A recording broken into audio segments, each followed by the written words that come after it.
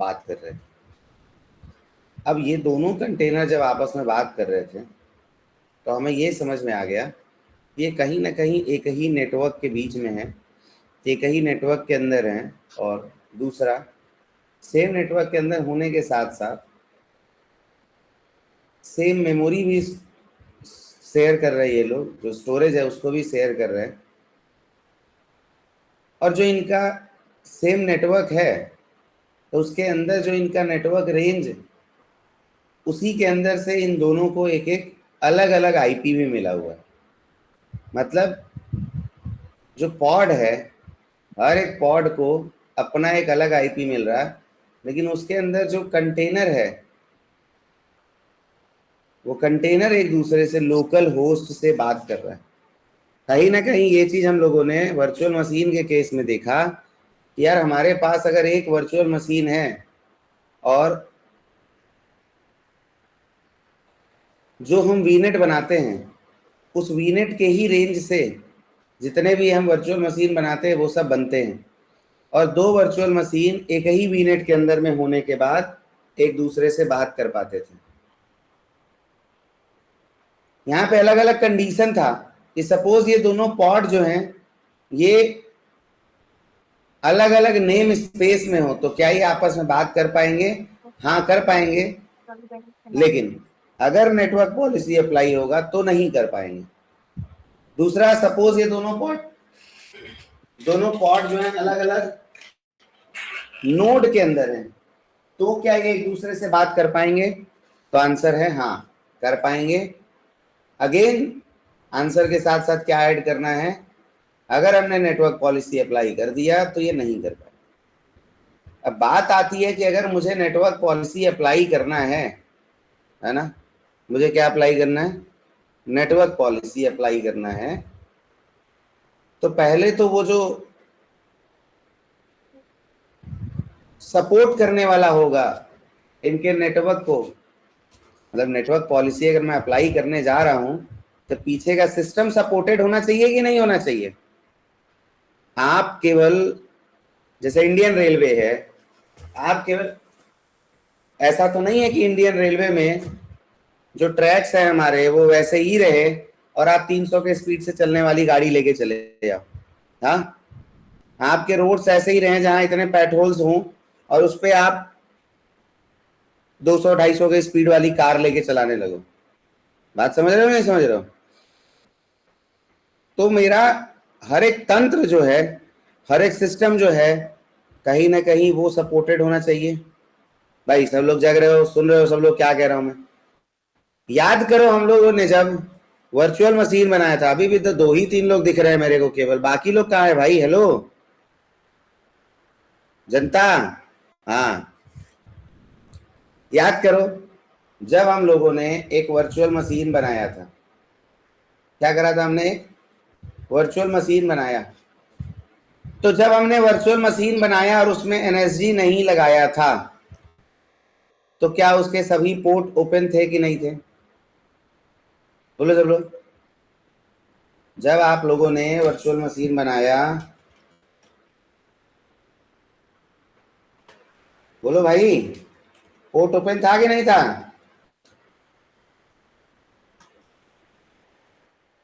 VM बनाया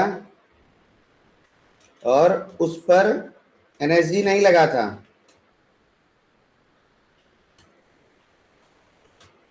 तो सभी पोर्ट ओपन था। हाँ, सभी पोर्ट क्या था? ओपन था। बट जैसे ही आपने उस पर एनएसजी लगाया, सभी पोर्ट क्या हो गए? बताओ, सभी पोर्ट क्या हो गए? बंद हो गए। मतलब ये वही वाला बात हुआ कि मैंने घर बनवाया, घर बनवाते समय मैंने दरवाजा नहीं लगवाया, केवल लोहे के या लकड़ी के फ्रेम्स लगवाए हैं। अगर फ्रेम्स लगे हुए हैं, दरवाजा नहीं लगा हुआ है, तो सब कुछ ओपन है। कोई कभी भी आ सकता है, कहीं से भी आ सकता है और कहीं भी जा सकता है, कभी भी जा सकता है। बोलो हाँ या ना? बट जैसे ही दरवाजा लग जाएगा फिर क्या होगा? फिर तो कोई नहीं आ सकता।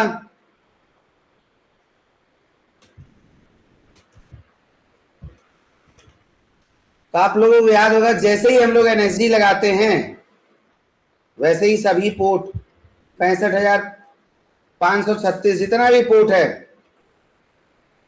ये क्या हो जाता है, बंद हो जाता है।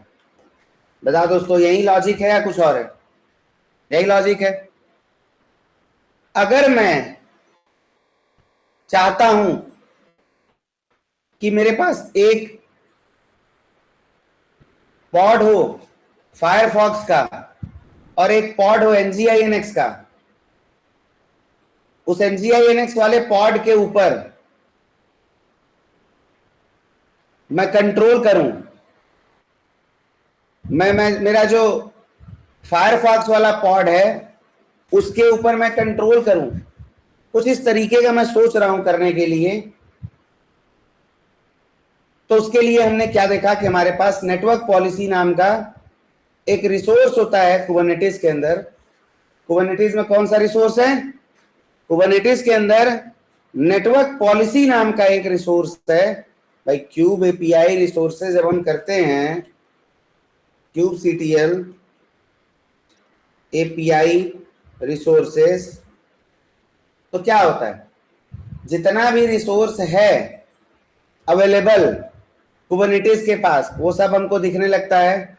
और यहीं से कहीं से हमने नेटवर्क पॉलिसी निकाला था, यहीं से कहीं से हमने नेटवर्क पॉलिसी निकाला।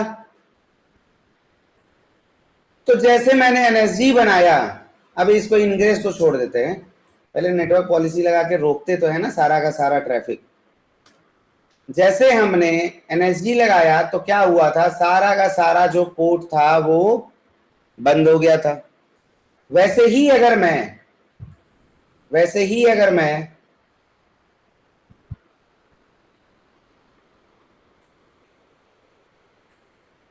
अगर मैं नेटवर्क पॉलिसी लगा दूं तो क्या होना चाहिए, सभी का सभी पोर्ट जो है वो बंद हो जाना चाहिए। बोलो सब लोग, समझ आ रहा है कि नहीं यार? अगर नेटवर्क पॉलिसी लगाने के बाद भी ये NGINX का जो एप्लीकेशन जो पॉड है अगर ये एक्सेसिबल है तो फिर तो कहीं तो दिक्कत है। तो हमने कल ये देखा था कि भाई जो नेटवर्क पॉलिसी है, जो हमारा पॉड है, इसमें हम लेबल और सेलेक्टर लगाते हैं। भाई इसी को लेबल और सेलेक्टर बोलते हैं, इसी को लेबल और सेलेक्टर बोलते हैं। बात समझ में आया सबको? लेबल और सेलेक्टर का बहुत सारा यूज होता है, इंटरव्यूअर बहुत सारा इंटरव्यू में इससे रिलेटेड सवाल पूछता है। क्लास के बाद मैं नौकरी के पोर्टल का 15-20 मिनट क्लास लूंगा, तो जिसके पे टाइम होगा वो लोग रुक के देख लेना थोड़ा बहुत। ऐसे कल भी कर दूंगा, ऐसे परसों भी कर दूंगा, थोड़ा थोड़ा एक एक दो दो लोगों का प्रोफाइल थोड़ा ऑप्टिमाइज करवा दूंगा। तो इसी को हम क्या बोलते हैं, लेबल और सेलेक्टर। लेबल कहाँ लगेगा? लेबल लगेगा जिसको हमें सेलेक्ट करना है। और सेलेक्टर कहाँ लगेगा? सेलेक्टर के लगाने से कौन कौन सेलेक्ट होगा ये डिसाइड हो जाता है। बोलो बोलो सब लोग, समझ रहे हो बात को कि नहीं समझ रहे हो? लेबल कहाँ लगता है दोस्तों? लेबल वहां लगेगा जिसको हमें सेलेक्ट करना है। जैसे मेरे पिताजी का कुछ नाम होगा तो मेरे लिए मेरे पिताजी एक लेबल है,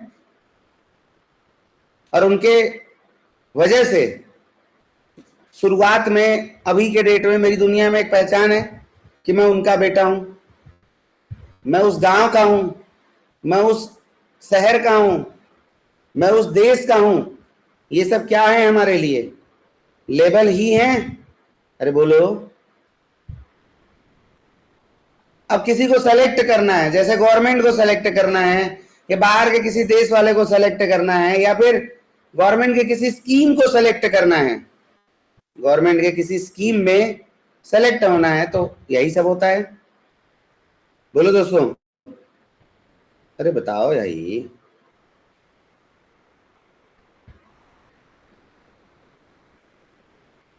तो मामला यही है कि हमने लेबल और सेलेक्टर लगाया, और लेबल और सेलेक्टर लगाते ही हमें ये समझ में आ गया कि भाई ये जो मेरा पॉड है ये एक दूसरे से बात करना तो बंद कर दें। नेटवर्क पॉलिसी लगाते ही, जैसे एनएसजी लगाते ही बंद हो गया था, ये बंद हो जाएगा। अगर नहीं बंद होता है तो हो सकता है पीछे वाला जो मेरा तंत्र है, जो मैंने नेटवर्क प्लगइन और नेटवर्क कॉन्फ़िगरेशन चूज किया था, वो शायद उसको सपोर्ट नहीं करते हैं। वो आगे देखेंगे। तो सबसे पहले हम लोग क्या करें, क्लस्टर स्टार्टेड है भाई,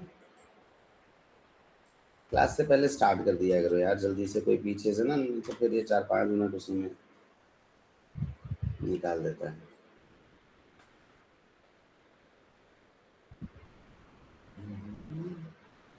कैसा चल रहा है आनंद सर का क्लास? हाँ दोस्तों, क्या चल रहा है आनंद सर का क्लास? चलो स्टार्टेड। अच्छा, अनम्यूट करके बताना कोई, बढ़िया समझ में आ रहा है? हाँ, काम की चीज़ लग रही है जो पढ़ा रहे हैं वो? मतलब मैंने उनको एकदम ऑल टुगेदर वो सब चीज़ें पढ़ाने को बोला जो हम क्लास में नहीं पढ़ रहे हैं, सो दैट आप लोगों को और ज़्यादा जानकारी हो, और ज़्यादा आप इंटरव्यू में अच्छा परफॉर्म कर पाओ। ठीक है, उससे भी ज़्यादा इम्पोर्टेंट है, आप जब इंडस्ट्री में जाओगे तब भी अगर इस चीज़ की ज़रूरत पड़ गई तो आपको काम आने वाला है। चलो, तो हमारा क्लस्टर स्टार्टेड है। तो सबसे पहले तो हम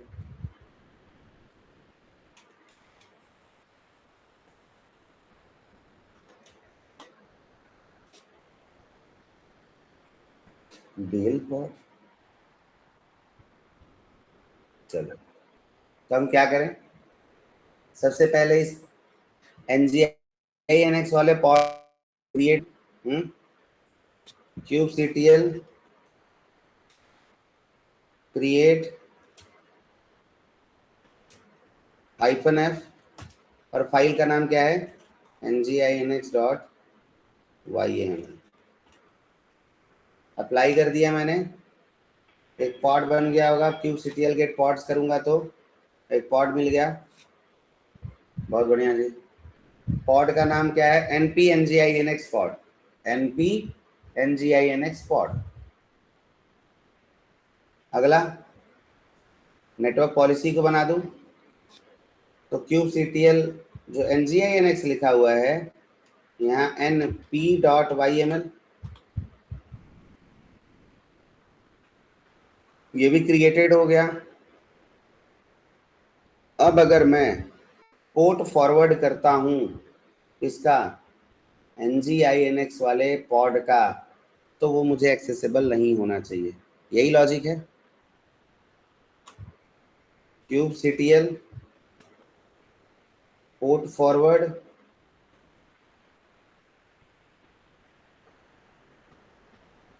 पॉड, और पॉड का नाम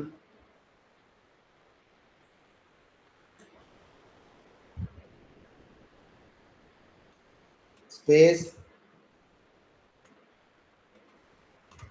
पोर्ट नंबर 80 पे ही फॉरवर्ड करते हैं nginx को। तो मैंने फॉरवर्ड कर दिया। अब ये बताने लगा कि फॉरवर्ड हो चुका है, अब आप जाओ लोकल होस्ट पे हिट मारो पोर्ट नंबर 80 पे। अब अगर मैं लोकल होस्ट पे हिट मारता हूँ पोर्ट नंबर 80 पे, तो ये नहीं ओपन होना चाहिए। लेकिन अगर ओपन हो रहा है तो फिर मतलब ये कि हमारा नेटवर्क पॉलिसी अप्लाई ही नहीं हुआ। बात समझते हो? फिर हम क्या करेंगे, थोड़ा डिबग करेंगे कि क्या लेवल और सेलेक्टर चूज हुआ भी था कि नहीं था। देखो ये क्या कर रहा है, चल रहा है, मतलब हमारा एनएसजी लगा ही नहीं है, सिंपल सा बात है। तो इसके लिए मैंने आप लोगों को कल दिखाया था, जब हमने कुबरनेटिस के डॉक्यूमेंट पे जाके देखा था, तो वहाँ पे लिखा गया था कि जो नेटवर्क पॉलिसी है सभी प्लगइन्स उसको सपोर्ट नहीं करते हैं।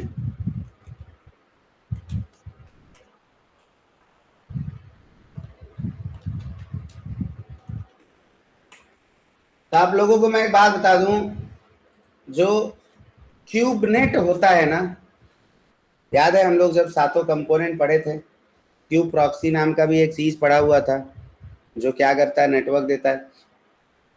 उसी को मैंने आप लोगों को बाद में बोल दिया था कि इसी को हम लोग नेटवर्क प्लगइन बोलते हैं। आस्था, साक्षी, मनाली के अलावा भी कोई क्लास में है? हाँ,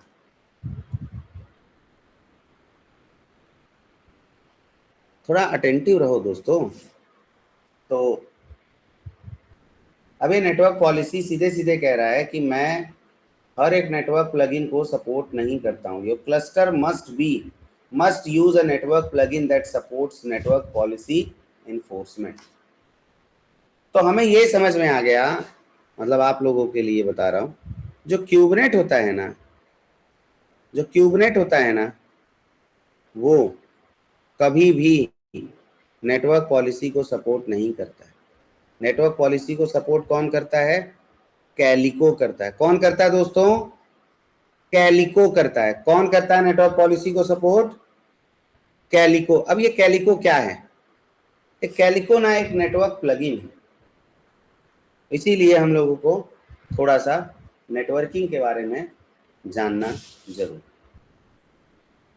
तो अभी तक क्या हो रहा है, जब हम अब एक नया क्लस्टर भी बनाएंगे, अभी इसको क्या करेंगे, कोई काम वाम तो नहीं कर रहा, डिलीट कर दूं, कोई दिक्कत तो नहीं होना चाहिए। देखो देखो यहाँ पे हाँ, यहाँ पे ना देखो, ध्यान से देखोगे तो नेटवर्क कॉन्फ़िगरेशन में केवल एज्योर CNI ओवरले लिखा हुआ है, लिखा है, लेकिन नेटवर्क प्लगइन नाम का कोई भी चीज हमको नहीं दिख रहा है।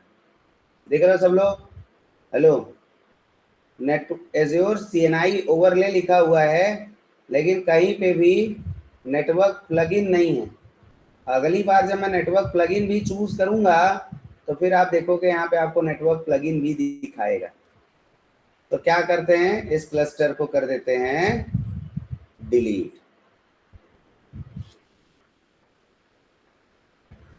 चलो, जब तक ये डिलीट हो रहा है हमें ये समझना होगा कि ये हम लोगों ने ओवरले नेटवर्क पढ़ा था, हल्का फुल्का तो डिस्कस किया ही था ना भाई डॉक्टर में। Overlay network, hello, overlay network के बारे में हमने डिस्कस किया था, ब्रिज ओवरले। तो ये जो ओवरले नेटवर्क होता है ना, ये क्या करता है, एक वीनेट के तरीके से काम करता है। आज प्लीज जूम, हाँ कर रहा।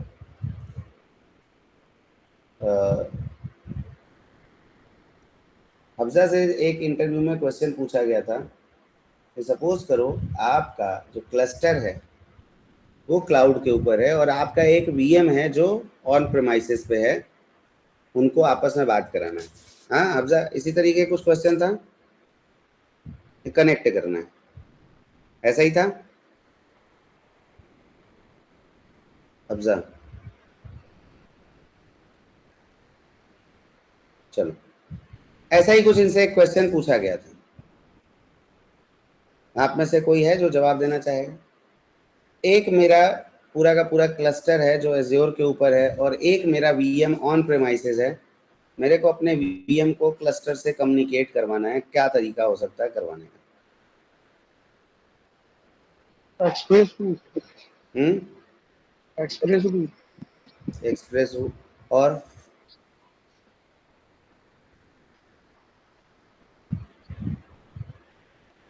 और क्या हो सकता है? अरे एक्सप्रेस रूट बताया तो उसके साथ साथ दो और रास्ता भी तो है, उसी के साथ पढ़ाया गया है। VPN to VPN। हाँ, पॉइंट टू साइट, मतलब पियरिंग करना पड़ेगा ना, बहुत सिंपल सी चीज है। ये सब क्या तरीके है, सब पियरिंग ही है ना। अगर मैं, अरे दोनों कहाँ होंगे, वीनेट के अंदर होंगे, दोनों वीनेट के अंदर ही है ना, तो मैं वीनेट की पियरिंग करा दूंगा तो क्या वो कम्युनिकेट नहीं कर सकते हैं आपस में? बोलो सब लोग। अगर मैं दोनों वीनेट को पियर करवा दूं तो काम बन जाएगा ना। तो यहाँ पे अभी जो हमारा नेटवर्क है, हाँ, तो किसके अंदर है, क्या हम लोगों ने नेटवर्क पॉलिसी यूज किया हुआ है? एज्योर वीनेट ओवरले नेटवर्क, यही यूज किया है। अब मतलब जितना भी हमारा पॉड बन रहा है, जितना भी पॉड हमारा बन रहा है, वो सब इसी नेटवर्क कॉन्फ़िगरेशन के अंदर बन रहा है जिसका नाम है एज्योर वीनेट ओवरले नेटवर्क। अब ये मान के चलते हैं कि हर एक जो पॉड है हमारा वो अलग अलग नोड पे बन रहा है। कहां बन रहा है दोस्तों? अलग अलग नोड पे बन रहा है। अगर मैं ये बोलूं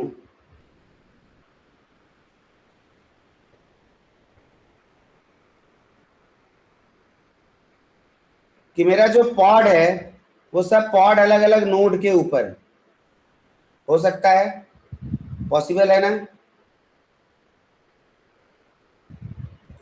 मेरा हर एक पॉड है वो अलग अलग नोड पे बन रहा है। चलो जी, बहुत बढ़िया। तो एक ये मेरा नोड हो गया। अब एक एक कंप्यूटर के अंदर मेरा एक एक क्या है, नोड, एक एक नोड मेरा हर एक कंप्यूटर के ऊपर, मतलब हर एक कंप्यूटर में एक नोड है और उस नोड के अंदर एक पॉड है। ऐसा ऐसा हो सकता है? कोई दिक्कत तो नहीं है किसी को इस चीज से? चलो,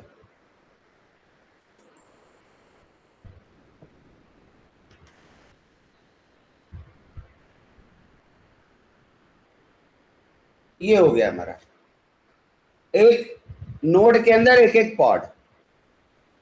अब अगर मैं ये बोलूं कि ये पूरा का पूरा जो सिस्टम है ये एक नेटवर्क के अंदर है, किसके अंदर है? ये सब एक नेटवर्क के अंदर है और उस नेटवर्क का नाम है एज्योर वीनेट ओवरले नेटवर्क। क्या नाम है?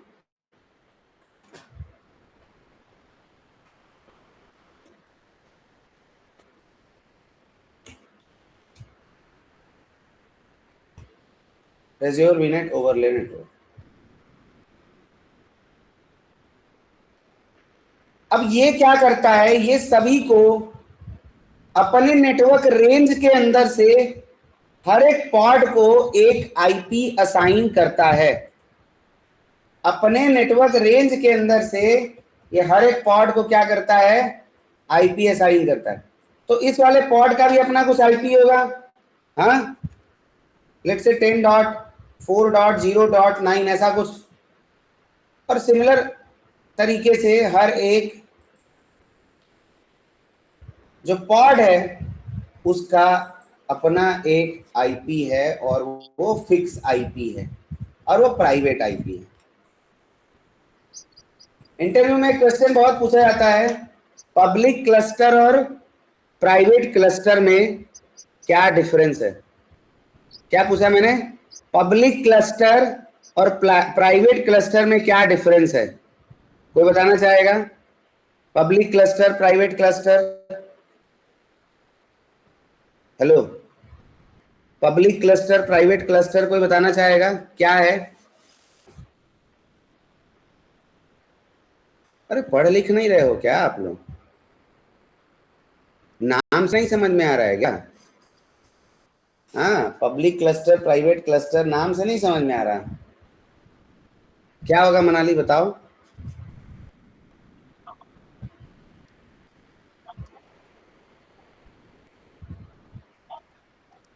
मनाली, सर मुझे लगता मतलब आईपी अलग होगी, आईपी अलग होगी, बिल्कुल होगी, लेकिन और पब्लिक क्या डिफरेंस पब्लिक लग रहा आईपी, है? प्राइवेट आईपी, या तो पब्लिक क्लस्टर जो है ना, उसको हम बाहर के इंटरनेट की दुनिया से एक्सेस कर सकते हैं, बस सिंपल सी बात। अब प्राइवेट जो क्लस्टर होगा वो केवल सबनेट के थ्रू ही इंटरनल नेटवर्क पे ही एक्सेसिबल हो सकता है, बट बाहर की दुनिया से हम उससे कम्युनिकेट नहीं कर सकते। समझ आया कि नहीं आया सबको? समझ आया सबको जो बोल रहा हूं मैं?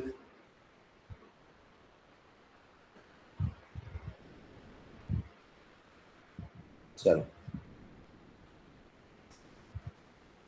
अब ये क्या है, एक वीनेट के अंदर है। मैंने एक क्लस्टर तो डिलीट कर दिया, हाँ, एक क्लस्टर तो डिलीट हो रहा है, शायद हो गया हो, लेकिन ना एक क्लस्टर अभी ऐसा था जो डिलीट नहीं हुआ है, किसी ने तो बनाया है, और दो क्लस्टर था इसीलिए उसको डिलीट कर दिया कि दूसरे वाले से समझा दूंगा अब उसको, क्योंकि बनाने में आसानी होगा। तो इस वाले क्लस्टर के अंदर ना आके देखोगे तो यहाँ पे भी नेटवर्क प्लगइन नहीं है। अरे मैंने पहले ही चेक कर लिया था ये सारी चीज़। तो एक बार हम लोग ये आके देखें कि इसके अंदर रिसोर्स क्या क्या होता है क्लस्टर के अंदर। यहाँ पे हमको एक पब्लिक आईपी दिख रहा है, हमको ये एजेंट पूल कुछ मैनेज आइडेंटिटी जैसा दिख रहा है, हाँ?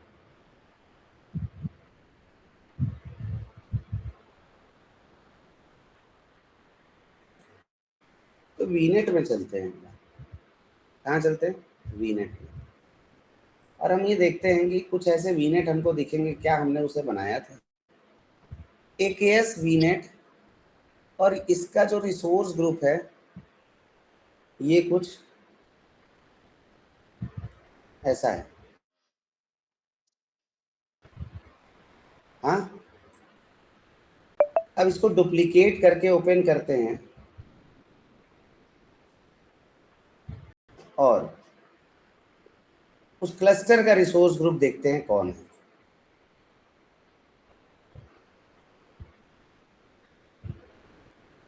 RS infra RG। हाँ दोस्तों, RS इंफ्रा RG और RS इंफ्रा RG, इसी में इसने कुछ अपने से ऐड कर दिया। RS infra AKS central India, starting में कुछ MC लगा दिया है और एक इसने रिसोर्स ग्रुप खुद क्रिएट करके उसके अंदर क्या बनाया इसने, एक वीनेट बनाया, एक VMSS बनाया, एक NSG लगाया। हाँ, देख रहे हो कि नहीं देख रहे हो सब लोग? एक IP, ये सब काम खुद से ही किया है इसने। अब अगर मुझे इस वीनेट का नेटवर्क रेंज पता है,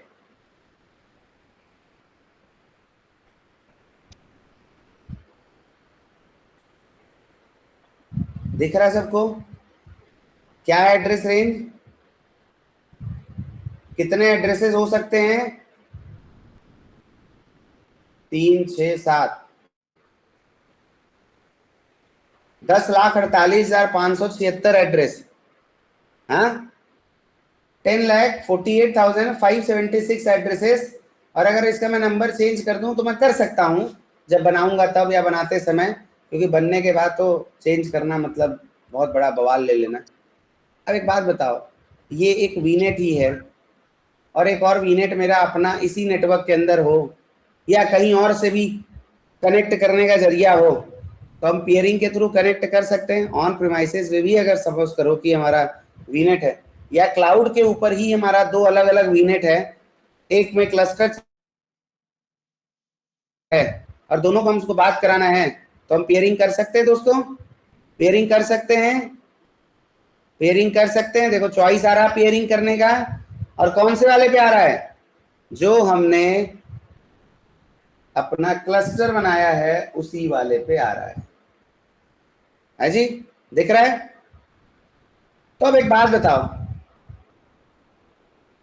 ये नेटवर्क रेंज हो गया और ये बाय डिफॉल्ट पीछे से वीनेट ही बना रहा है, और मैंने भी यहाँ पे यही समझाया कि एक पीछे से वीनेट बनता है और ये नेटवर्क का कॉन्फ़िगरेशन हो गया, क्योंकि ये पीछे से अपने आप ही डिसाइड कर रहा है ना कि मेरे को नेटवर्क का रेंज क्या रखना है। सॉरी, आप सबको ये बात पता है, आप सभी को ये बात पता है कि बिना नेटवर्क रेंज के बिना नेटवर्क रेंज के हम नेटवर्क मतलब IP दे ही नहीं सकते, चाहे वो प्राइवेट हो चाहे पब्लिक हो। सब मानते, चाहे प्राइवेट हो चाहे पब्लिक हो, हम IP दे ही नहीं सकते हैं, चाहे पॉड को, चाहे कंटेनर को, चाहे VMs को, अगर हमारे पे नेटवर्क रेंज नहीं है। और नेटवर्क रेंज किसके पास होता है? वीनेट के पास होता है। हाँ ठीक है, समझ में आया? इसके बारे में भी बहुत डिटेल में भी बात करेंगे, इसका अलग से क्लास होगा, बट अभी नेटवर्क पॉलिसी समझाने के लिए आप लोगों को जितना ज़रूरत है, क्योंकि ये सब टॉपिक ऑलरेडी आप पढ़े हुए हो, इतना भी बहुत ज़्यादा डिटेल में अभी तुरंत जानने का ज़रूरत नहीं है, क्योंकि अभी आगे और चीज़ें जो इससे रिलेटेड है वो पढ़ लेंगे तो और मज़ा आएगा। तो कहीं ना कहीं हम अब नेटवर्क प्लगइन के बारे में समझते हैं। तो ये जो हमारा वीनेट है, ये जो हमारा वीनेट है, ये वीनेट तो नेटवर्क एड्रेस दे देता है, नेटवर्क रेंज दे देता है, लेकिन इसके ऊपर फीचर्स क्या क्या लगेगा ना, ये नेटवर्क प्लगइन डिसाइड करता है। कौन करता है डिसाइड दोस्तों? नेटवर्क प्लगइन डिसाइड करता है।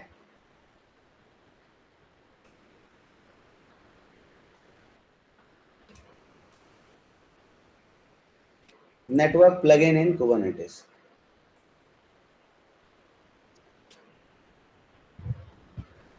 कुबरनेटिस अब ये 1.3 से ही आया, 1.3 से ही स्टार्ट हुआ। Let's you use container network interface CNI plugins for cluster networking, you must use a CNI plugin.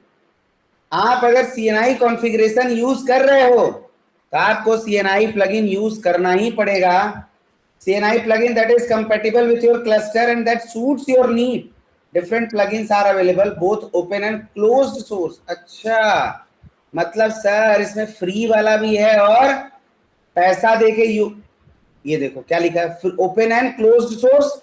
सबको पता है ना क्लोज्ड सोर्स मतलब क्या होता है, पेड होता है। क्लोज्ड सोर्स मतलब सबको पता है पेड होता है in the wider Kubernetes ecosystem. A CNI plugin is required to implement the Kubernetes network model. You must use a CNI plugin that is compatible with version 0.4.0 or later release on CNI specification. कह रहा है installation अलग से करना हो तो, otherwise हमारे पे पहले से पड़ा होता है कैलिको। ये कैलिको जो है ना, ये कैलिको कुबरनेटिस का कोई प्रोडक्ट नहीं है, ना ही ये एज्योर का है। ये कैलिको क्या है, एक अलग से ही नेटवर्क प्लगइन है।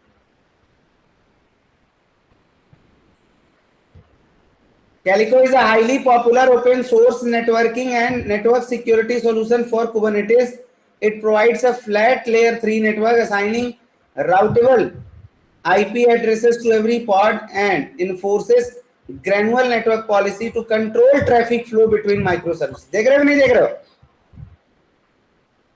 And enforces granular network policy to control traffic flow between microservices. मतलब नेटवर्क प्लगइन में अगर मैंने कैलिको यूज कर लिया तो कहीं ना कहीं ये मेरे जो भी क्लस्टर है उसके ऊपर नेटवर्क पॉलिसी अप्लाई करके ट्रैफिक के फ्लो को कंट्रोल करेगा। दोस्तों समझ आ रहा है? दोस्तों समझ में आ रहा है? तो आप लोगों ने देखा कि लास्ट वाला जो हमारा क्लस्टर था उसमें हम लोगों ने कोई नेटवर्क प्लगइन चूज नहीं किया था। ये किसने बनाया भाई? और डिलीट कर दूं तो कोई दिक्कत? हाँ, कौन है भैया इसका?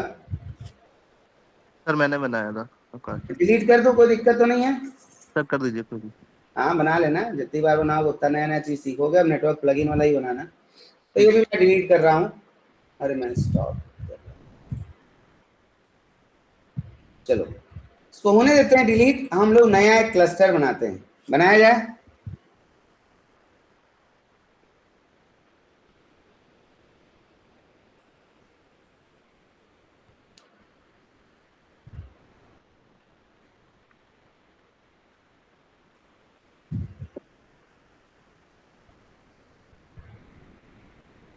तो पहले एक रिसोर्स ग्रुप बना ही लेते हैं, क्योंकि फिर ना रीजन सेलेक्ट करने का दिक्कत आता है। डिफॉल्ट में रीजन डिफॉल्ट ही ले लेता है, हमें चॉइस ही नहीं देता।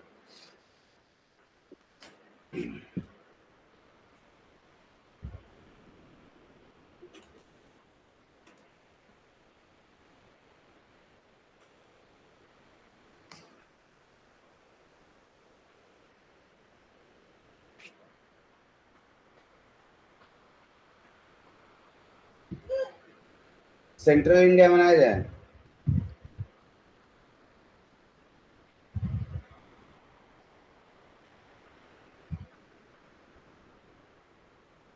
East Asia.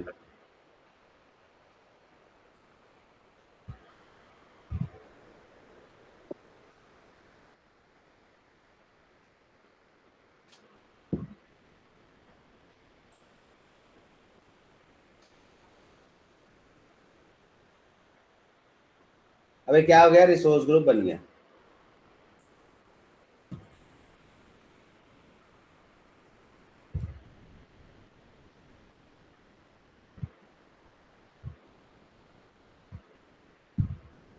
जो चीज हमें पता है उसके बारे में बहुत ज्यादा डिस्कस नहीं करेंगे हम लोग, ठीक है?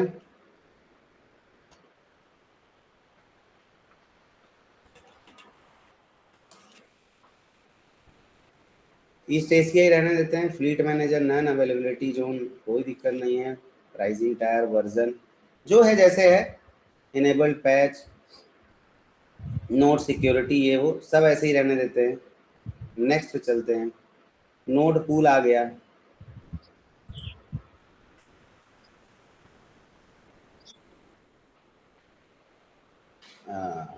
शुरू भाई, कौन सा वीएम चूज कर रहे हो सब लोग जल्दी बन जाने के लिए?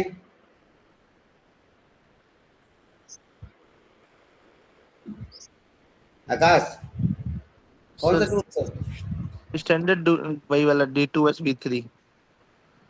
D2S। बट मैंने सर उससे बनाया था, टेराफॉर्म से बनाया था। हाँ, कोई बात नहीं।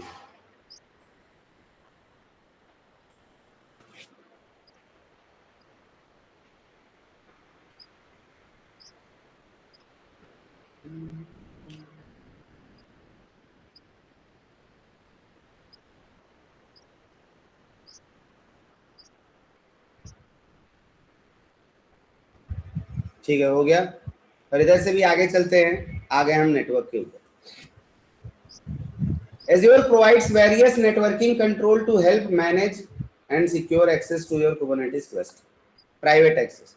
Enable a private cluster to restrict worker node to API access, enhancing your Kubernetes workload security and isolation. समझ आया प्राइवेट क्लस्टर मतलब क्या? यही जो बोल रहा है private cluster. Public access, set authorized IP ranges. हमको अभी के लिए तो कोई दिक्कत नहीं है, हमें बाहर जाना ही नहीं है, छोड़ देते हैं।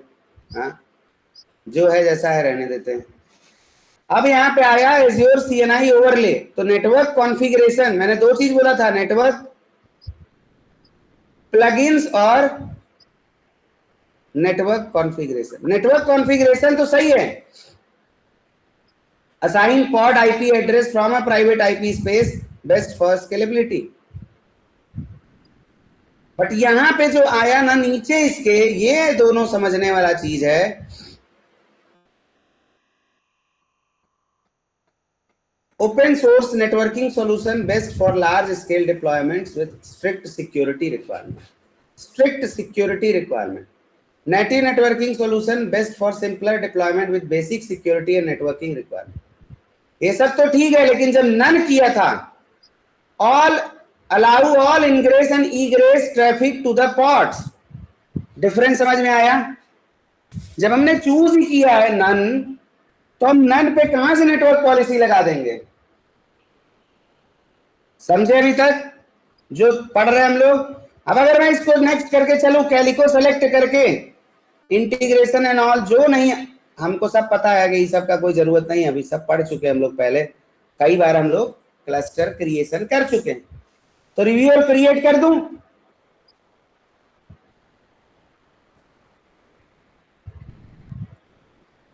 अब अगर नेटवर्क प्लगइन में कैलिको लग गया, दैट मीन्स आप लोगों को अब समझ में आ रहा होगा कि हम लोग क्या कर सकते हैं दोस्तों। हम लोग इसके ऊपर अपना नेटवर्क पॉलिसी अप्लाई करके पॉड टू पॉड कम्युनिकेशंस को, उसके फ्लो को कंट्रोल कर सकते हैं। इंटरव्यू में ये बोलना बहुत ज़रूरी है कि अगर मेरे क्लस्टर में नेटवर्क प्लगइन कैलिको नहीं इम्प्लीमेंटेड है, अगर नेटवर्क प्लगइन में नन है, तो मेरा नेटवर्क पॉलिसी काम नहीं करेगा। और इस केस में हर एक पॉड, चाहे वो अलग अलग नेम स्पेस में हो, चाहे वो अलग अलग नोड के अंदर हो, सब एक दूसरे से कम्युनिकेट कर पाएंगे। समझे सब लोग? बोल पाओगे ऐसा इंटरव्यू में अच्छे से? बोल पाओगे? बहुत बढ़िया। तब इस क्लस्टर को क्रिएट होने देते हैं, थोड़ा सा टाइम लगाएगा। और ये नेटवर्क पॉलिसी के डॉक्यूमेंट को तो हम लोग देख चुके थे, ज़्यादा कुछ खास है नहीं। तो अब वहीं पे मैं क्या करूँगा भाई, मैं वहाँ पे क्या करूँगा, जो पॉड बनाया था बस वो दोनों पॉड बना दूंगा। ये सब जाके थोड़ा पढ़ लेना ना, पॉड सेलेक्टर के बारे में बता ही दिया, इनग्रेस ईग्रेस थोड़ा बहुत समझ लेना, बोलने के लिए हो जाएगा, है ना। ये सब चीज़ें पढ़ते रहोगे थोड़ा थोड़ा ना, डॉक्यूमेंट हल्का हल्का देखते रहोगे। डॉक्यूमेंट पढ़ने का तरीका यही होता है कि जो अच्छा जो जो इम्पोर्टेंट दिख रहा है चलो पढ़ लिया। अबे पूरा डॉक्यूमेंट थोड़ी पढ़ा जाता है। अब पॉड का लाइफ साइकिल फिर से आ गया, हमको पता है पॉड का लाइफ साइकिल 5 होता है। कौन कौन सा होता है भाई पॉड का लाइफ साइकिल 5? सब लोग जल्दी बताओ, अनम्यूट करके बोलो। Pending earnings, success failed unknown. एक ही को सुनाई दिया जब मैंने बोला बोलने के लिए, तो बाकी लोग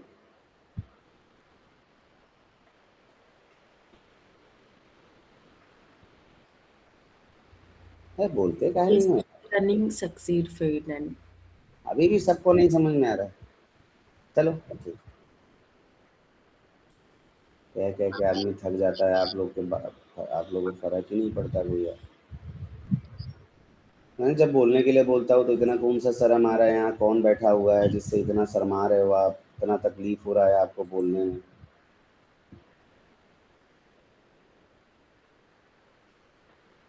जान लो, एक डेवॉप्स इंजीनियर ना बहुत अलग अलग लोगों से दिन भर में बात करता है। अलग अलग टीम, अलग अलग लोग, अलग अलग तरीके से सबसे वो बात करता है। अगर आप कम्युनिकेट नहीं करोगे, आपका नेटवर्किंग अच्छा नहीं होगा, तो आप ये मान लो कि कहीं ना कहीं आप जाके स्ट्रगल करने वाले हो, परेशान होने वाले हो। यहाँ पे ना सिर्फ और सिर्फ आंख बंद करके काम नहीं करना होता है भाई। आंख बंद करके केवल काम नहीं करना होता है, हमें अलग अलग टीमों से कोऑर्डिनेट करना पड़ता है, बात करना पड़ता है, उनके रिक्वायरमेंट को समझना पड़ता है। रिक्वायरमेंट को समझने के बाद उस तरीके से हमें सोल्यूशन देना पड़ता है, हमें उसको इम्प्लीमेंट करना पड़ता है। ये सब चीज़ें भी होती है। आप बोलोगे नहीं, बतियाओगे नहीं, कैसे काम चलेगा यार? कैसे काम चलेगा अगर बोलोगे और बात नहीं करोगे तो?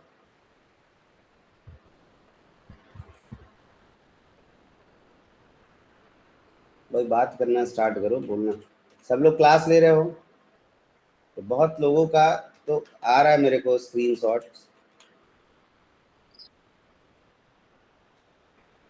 और ग्रुप की एनर्जी एकदम ख़त्म सी हो गई है।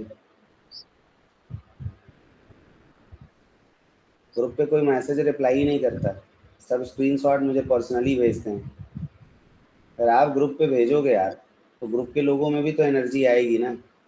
तो पता नहीं कहाँ से आप लोगों ने अपने दिमाग में ये बिठा लिया है कि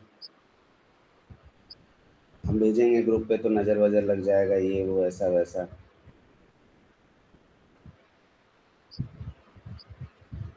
भाई प्रैक्टिस कर रहे हो तो ग्रुप पे भेजो। भेजोगे तो 4 लोग और देख के उनका करने का मन करता है कि अरे यार मैं भी कर लेता हूँ, चलो मैं भी कर लेता हूँ।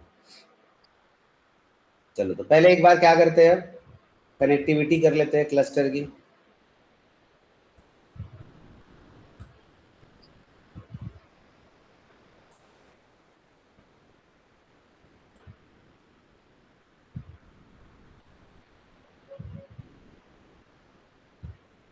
देखो इसने सेम वीनेट को ही इसी में अटैच कर दिया, जो मैं डिलीट कर रहा था उसी को इधर से अटैच कर दिया, नया नहीं बनाया है ना। चलो तो जल्दी जल्दी क्या करते हैं, कनेक्ट करते हैं।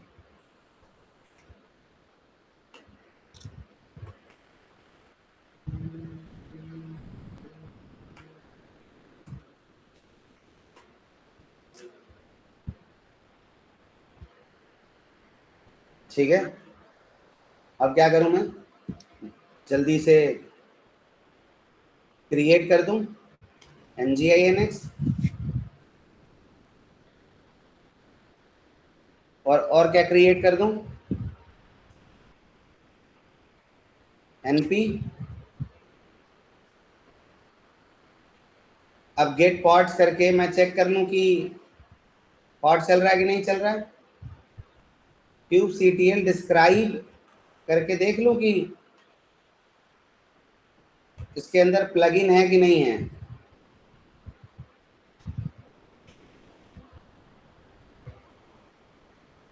सॉरी, इसके अंदर लेवल है कि नहीं प्लगइन।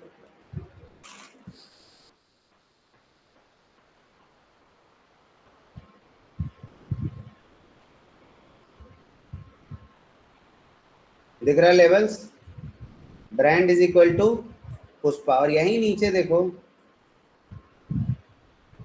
कुछ ना कुछ अप्लाई हो गया, topology dot kubernetes dot IO region is equal to East Asia. हाँ, अरे रहा इसका आईपी, हमें इसको आईपी से तो नहीं एक्सेस करना है, तो इसको क्लियर करते, पहले स्क्रीन क्लियर करते हैं। नेटवर्क पॉलिसी भी लग गया, अब पोर्ट फॉरवर्ड कर दूं?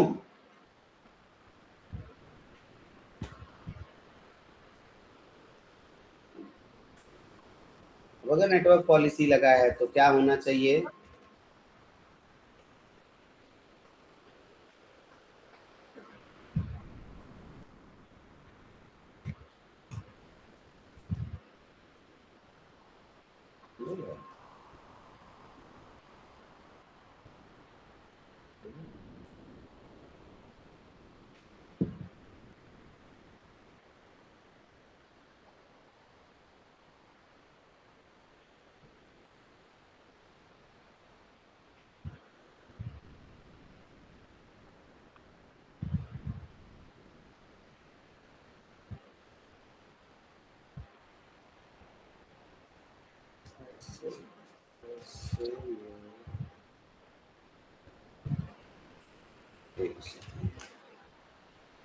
एक काम करते हैं, CTL क्रिएट, अंदर में नेटवर्क से चल के करना है, मैं ये गलत कर रहा हूँ बाहर से। फायरफॉक्स डॉट YAML, इसको हम नेम स्पेस QA, अच्छा नेम स्पेस नहीं है, डायरेक्टरी से अब बना देते हैं, ये बन गया। इसका करते हैं पोर्ट फॉरवर्ड,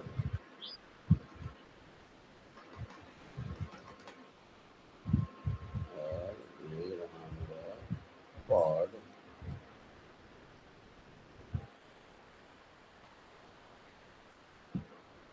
थ्री 3000 ही कर दे।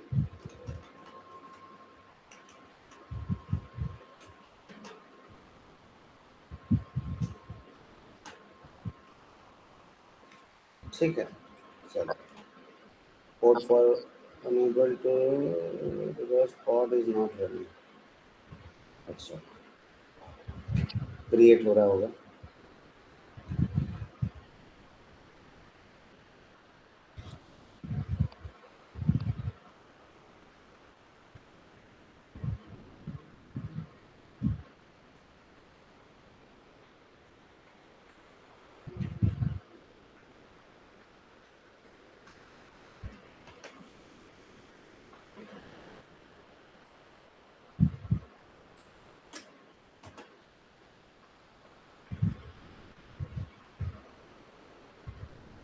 इमेज फुल हो रहा है, हो जाए इमेज फुल एक बार, ये बन जाए, इसको पोर्ट फॉरवर्ड करते हैं, लोकल होस्ट होस्ट से जाके पोर्ट नंबर 80 पे हिट मारेंगे।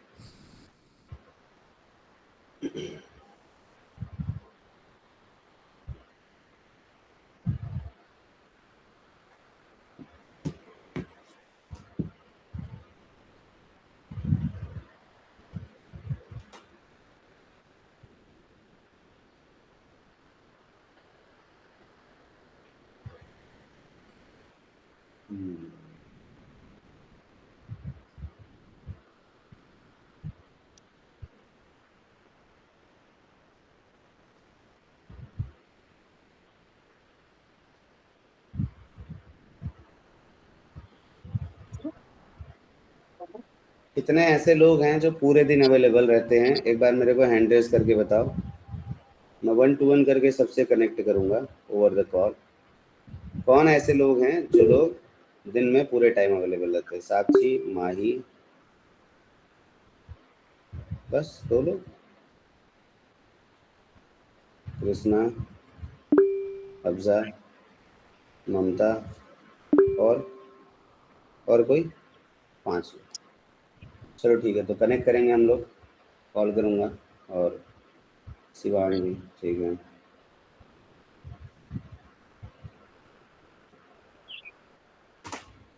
और बाकी लोग सुबह शाम अवेलेबल होते होंगे, है ना? देखो ये चल गया, अब पोर्ट फॉरवर्ड कर दो। अब इस पे तो कोई हमने नेटवर्क पॉलिसी लगाया ही नहीं है। हाँ, 3000 पे तो हमने कोई नेटवर्क पॉलिसी लगाया ही नहीं।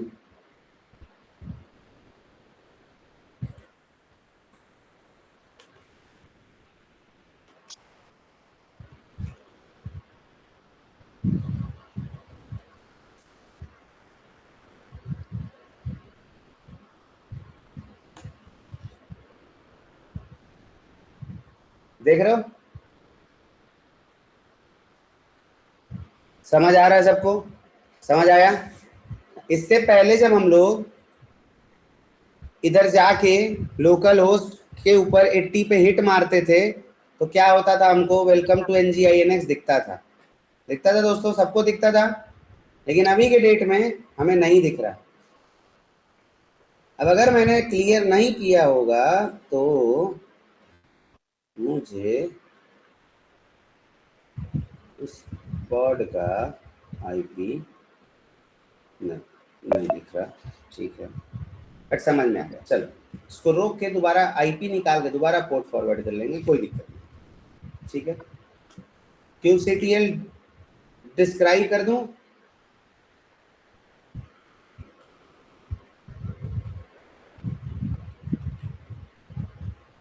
यही है NPNGINX पॉड, ये रहा इसका IP। चाहे लोकल होस्ट से हिट मारूं चाहे IP से हिट मारूं, बात बराबर है। अब पोर्ट फॉरवर्ड कर दूं, फिर से चले 3000 पे हिट मारे,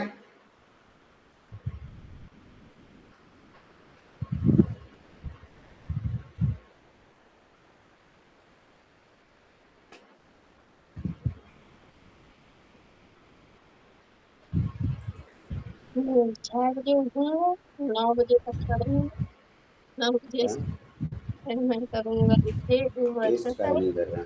चलो मुझे तुम्हारी बात दूंगा। लिखिए 10.244.1.50।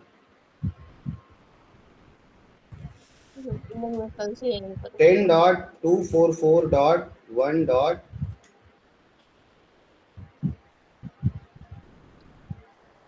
इतने में तो आ गया होता।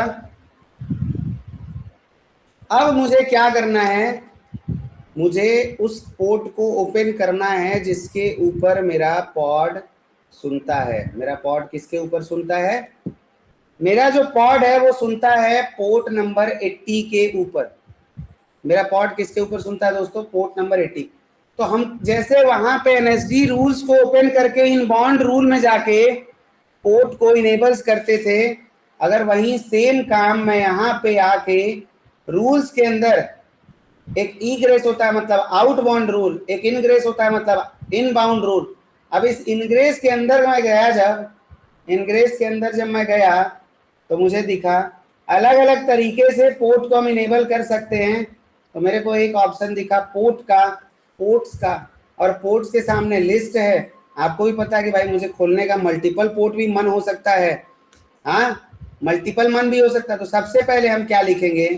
सबसे पहले हम लिखेंगे इनग्रेस।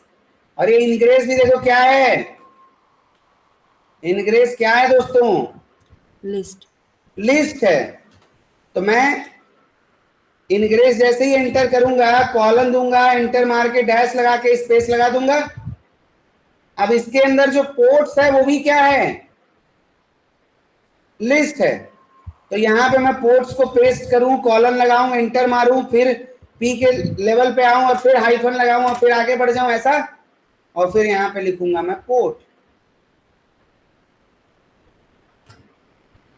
फिर मैं कॉलन लगाया और मैंने पोर्ट में बता दिया उसको कि कौन कौन सा पोर्ट ओपन करके रखना है तुमको।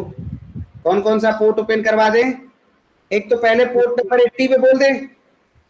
हाँ भाई बताओ, पोर्ट नंबर 80 कि तुम पोर्ट नंबर 80 को जो है वो ओपन कर दो। तो इस पोर्ट के सामने पोर्ट जो लिखा है यहाँ पे पोर्ट नंबर 80 कर दूं और फिर इसे अप्लाई करके देखूं कि क्या खुलता है या नहीं खुलता है हमारा। बोलो, यही तो पहले भाई स्टेप बाय स्टेप ही तो चलेंगे आगे।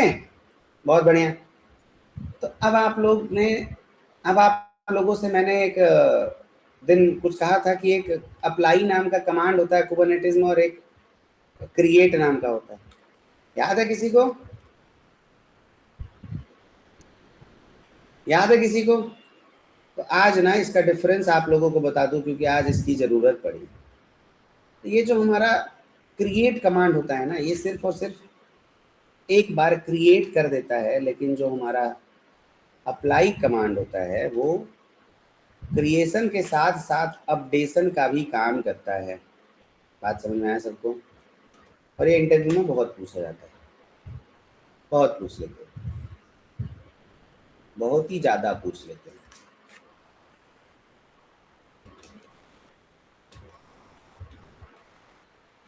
इतना सा लिखना था गूगल पे, 5 बार मैं बोल चुका था क्लास में। इसी से समझ में आता है कि जो मैं इंपॉर्टेंट क्वेश्चंस बोलता हूँ आप में से पढ़ते कितने। ना इंटरव्यू देने का रीजन यही सब है कि जो पढ़ाई कराया गया तो पढ़े नहीं, अब लग रहा है कि अरे यार तैयारी नहीं है, ये नहीं है, वो नहीं है।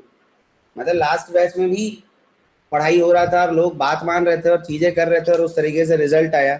और आप लोगों के बैच में अभी तक रिजल्ट ना आने का सबसे बड़ा रीजन यही है कि आप लोग उस तरीके से बात नहीं मानते। आज 13 जुलाई हो गया, 13 जुलाई मतलब जुलाई के एंड तक तो मल्टीपल ऑफर आने चाहिए थे। जितना भी मैंने बोला होगा ना, ये इंपॉर्टेंट क्वेश्चन है, इंटरव्यू में पूछा जाता है, नोट कर लो, ये कर लो। अभी मैं डायरी चेक करवाने लगूँ तो रेयर ही लोग होंगे जो ये किए होंगे। इसीलिए मैंने सबको पढ़ाने को बोला है कि जो भी लोग भाई पूरे टाइम अवेलेबल हो, कम से कम 2 क्लास लो, 2-2 घंटे का 2 क्लास लो और उसके बाद अपना सेल्फ स्टडी करो। 2-2 घंटे का 2 क्लास लो, एक दोपहर में लो, एक शाम में लो और अपना फिर सेल्फ स्टडी करो। अगर पढ़ा भी गए ना तो सब रिवीजन हो जाएगा, सब कवर हो जाएगा। नहीं पढ़ाओगे तो बैठे रहो, वेट करते रहो, देखते रहो, जब 2-4-10 का हो जाएगा तब आपका बुद्धि खुलेगा। The primary difference is that kubectl apply is a declarative command used to achieve a desirable configuration state, while kubectl create is an imperative command that directly orders the cluster to build a specific resource from scratch. तो बहुत simple सा चीज है कि जैसे मैं यहाँ पे नेटवर्क पॉलिसी तो पहले से बना हुआ है, आप जानते हो। हाँ, हमारा मैं अगर kubectl गेट पॉड्स करूं तो आप सबको, अरे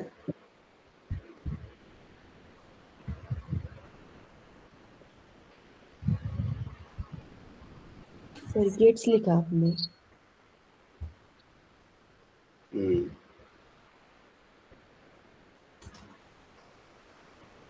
मेरे पे एक फायरफॉक्स का पॉड बना हुआ है, एक nginx का पॉड बना हुआ है। अब मेरा जो नेटवर्क पॉलिसी है मैंने इसको अपडेट किया, इसमें मैंने पोर्ट्स इनेबल किया। तो अगर मैं नेटवर्क पॉलिसी में जहाँ क्रिएट करके बनाया था नेटवर्क पॉलिसी को, अगर मैं वहीं जाके क्या कर दूं, क्रिएट ना करके हाँ अप्लाई कर दूं, तो क्या हो जाएगा, वो नया नहीं बनेगा, बट जो हमने चेंज कुछ करा है वो यहाँ पे अप्लाई हो जाएगा। बात समझ में आया दोस्तों? देखो हमने रिसोर्स नेटवर्क पॉलिसीज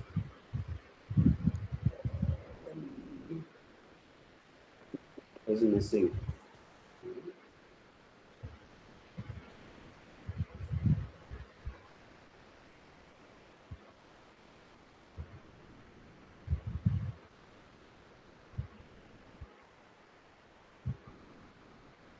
देखो ये कॉन्फ़िगर्ड हो गया। अब ना अपना डिस्क्राइब कर लेते हैं नेटवर्क पॉलिसी को। डिस्क्राइब कर ले किसको, पॉड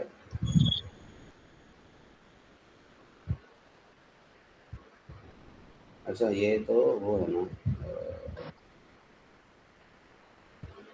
अच्छा चलो मैं इसे डिस्क्राइब करना है, क्या लॉजिक है पहले करते हैं। पोर्ट फॉरवर्ड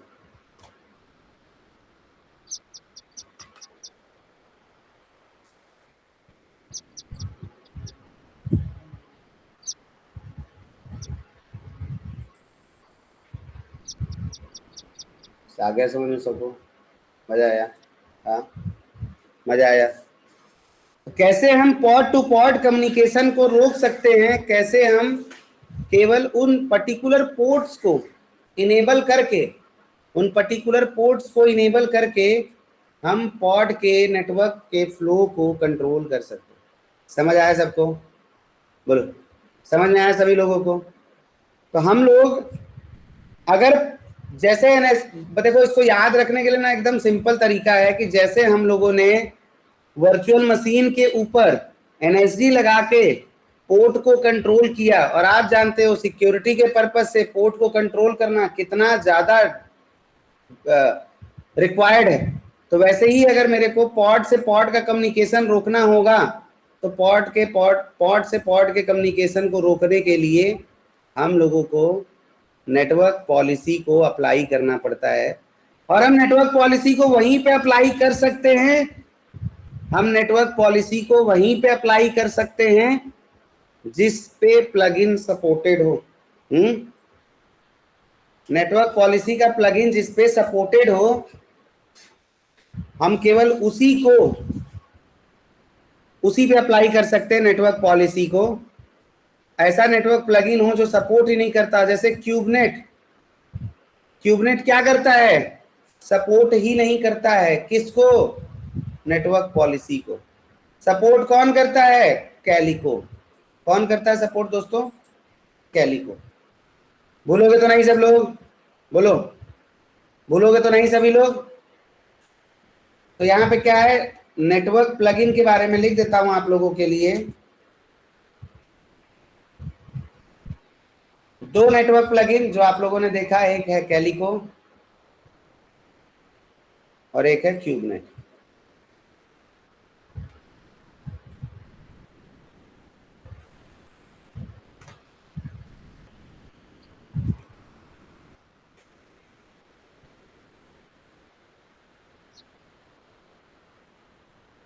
ये क्या करता है? सपोर्ट करता है, और क्यूबनेट जो है वो सपोर्ट नहीं करता है।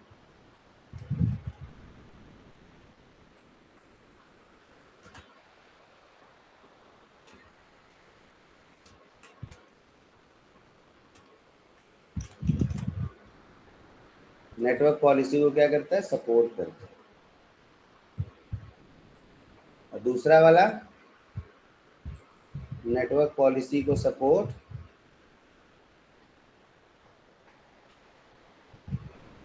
नहीं करता। ठीक है, क्लियर है सबको? यहां तक सबको क्लियर है? और 2 क्लस्टर के बीच में कैसे कम्युनिकेशन होगा? वीनेट पेयरिंग करके। एक क्लस्टर से एक वीएम का कनेक्टिविटी कैसे होगा? पेयरिंग करके। एक क्लस्टर का ऑन प्रीमाइसेस से कनेक्टिविटी कैसे होगा? पेयरिंग करके। किससे पेयरिंग? क्लस्टर के वीनेट का उस वीनेट से पेयरिंग करेंगे जिससे हमको कम्युनिकेट करवाना है। हफ्जा अभी हो अवेलेबल आप क्लास में?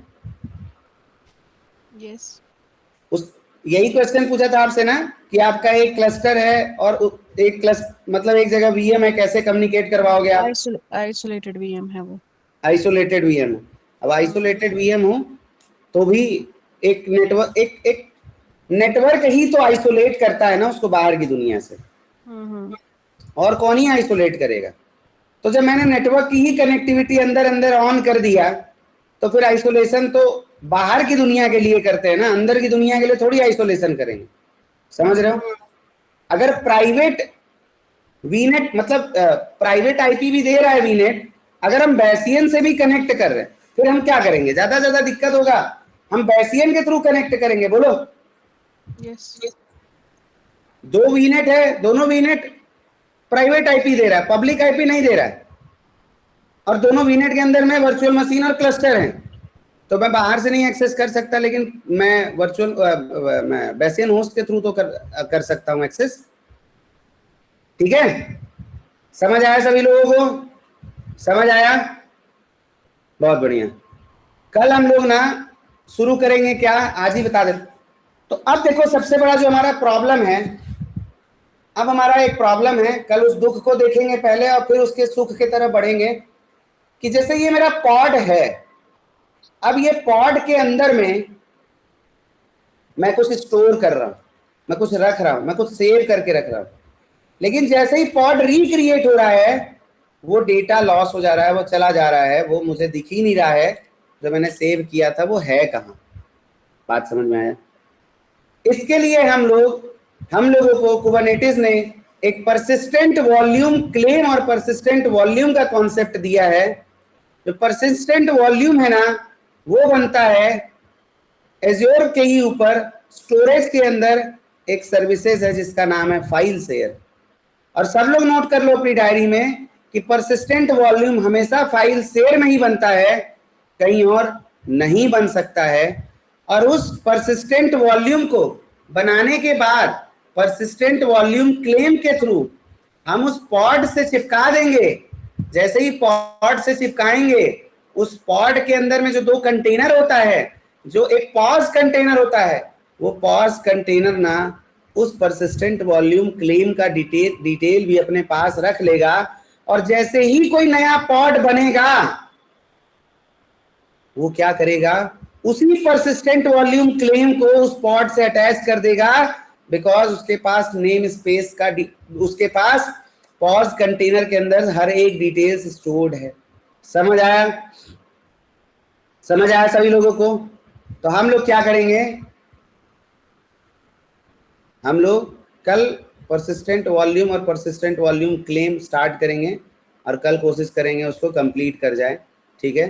और फिर ऐसे ही कम्युनिटीज आगे बढ़ते रहेगा। तो वेंसडे के दिन जिस दिन रिवीजन क्लास होगा उस दिन एक शाम में क्लास होगा हम लोगों का पाइपलाइन वाला, और थर्सडे के दिन एक क्लास होगा। भाई सो सॉरी यार, इस टाइम थोड़ा सा क्लास का टाइमिंग ये वो, कल एक किसी फैमिली में कुछ इशू हो गया तो उसके चक्कर में थोड़ा पुलिस एंड ऑल ये वो सब केस हो गया तो उधर मेरे को जाना पड़ गया था, ठीक है? और बहुत क्लोज घर की बात थी तो जाना पड़ा, तो इस वजह से अटेंडम ऐसा हुआ क्लास कैंसिल करने का। इसीलिए वीकडेज में डेली पढ़ा रहा हूँ कि शाम सुबह मिल गए से कवर कर ले, ठीक है? और लाइट इलेक्ट्रिसिटी का जो प्रॉब्लम वो 8-10 दिन 15 दिन में मेरा परमानेंट सेटअप सब हो जाएगा रेडी। अभी क्या ट्रांजिशन हो रहा है ना, तो इसके चक्कर में बहुत सारा दिक्कत हो रहा है। अब लाइट चली जाती है, बैकअप इन्वर्टर का कितना ही होता है, वो 8-10 घंटे में डिस्चार्ज हो जाता है। और अब पूरी रात किसी दिन लाइट नहीं आता है तो फिर अब पीसी अपने आप में इतना ज़्यादा पावर कंज्यूम करता है कि फिर वो अगर है ही नहीं तो चलता ही नहीं। But I hope Anand sir का क्लास आप लोग ले रहे हो तो वो भी काफ़ी हेल्पफुल होगा, और कहीं ना कहीं समय यूटिलाइज हो रहा है, ज्ञान मिलना चाहिए, काम का हमारे कहीं से भी मिले कभी भी मिले। हाँ चलो, तो एक बार आज थोड़ा सा नौकरी के प्रोफाइल के ऊपर बात करते हैं। पहले तो मैं बहुत लोगों के ना जो इन जनरल क्वेश्चंस है ना, पहले मैं उनका जवाब दे देता हूँ और फिर आगे बढ़ते हैं। जैसे कृष्णा, माही और कुछ लोगों के श्रेया भी हो गई, शिवांग भी हो गया। हाँ पहले तो इनके लिए थोड़ा सा बता दूँ, कॉमन सेंस वाली बात होती है कि मेरे को कैसे ज़्यादा ज़्यादा इंटरव्यू मेरा हो शुरुआत में, ज़्यादा मतलब जो सर ने 4-5 इंटरव्यू बोला है देने के लिए, जिससे मेरा कॉन्फिडेंस बढ़े। और भी लोग जिनका अभी प्रोफाइल ऐसा लग रहा है कि ज़्यादा एक्सपीरियंस नहीं है, बहुत कम है, ये है वो है, गैप है, ऐसा है वैसा है, 20 तरीके की निगेटिव चीज़ें अगर आपके साथ है जो फेवर नहीं करती है आपको। सपोज करो मैंने क्या बोला, मैंने बोला 5 इंटरव्यू में फेल हो लो। अगर मैं होता तो मैं 2 प्रोफाइल क्रिएट करता, 2 प्रोफाइल क्रिएट करता। क्या 2 प्रोफाइल बनाना कोई रेस्ट्रिक्शन है नौकरी के पोर्टल पे? मुझे नहीं लगता कोई रेस्ट्रिक्शन नहीं है। इसके लिए चाहिए क्या मुझे चाहिए 2 ईमेल और 2 फोन नंबर। सबके घर में आज के डेट में कोई ऐसा नहीं है जिसके घर में 2 फोन ना हो, या हर एक इंसान के पास ही 2 सिम कार्ड ना हो। मोर और लेस सबके पास 2 सिम कार्ड तो है ही है। मैंने क्या किया, 2 प्रोफाइल क्रिएट किया, एक एकदम फेक है और दूसरा एकदम ओरिजिनल है। एक एकदम क्या है, एक प्रोफाइल एकदम फेक है और दूसरा वाला उतना ही जेन्युइन है जितना मैं और मेरा करियर। आप लोग, मैं बस बताता कि एक बस फेक प्रोफाइल बनाओ, इंटरव्यू दो, तो फिर बोलते सर इस पे तो कॉल आ रहा, उस पे नहीं आ रहा, ये वो कुछ बातें होने लगती हैं बिना मतलब वाले। तो इसलिए मैं दोनों चीज बताते चल रहा हूँ कि कोई सवाल ही ना पूछे। एक एकदम फेक बनाया और एक एकदम ओरिजिनल बनाया। जो मेरा है, एक प्रोफाइल एकदम फेक है और दूसरा प्रोफाइल एकदम ओरिजिनल, एकदम ओरिजिनल है। समझ आया? अब फेक प्रोफाइल में मैं क्या करूंगा, फेक प्रोफाइल में किसी भी अपने भैया दीदी दोस्त यार जानने वाले के प्रोफाइल को लेट से कॉपी कर लूं। जैसे मान के चलो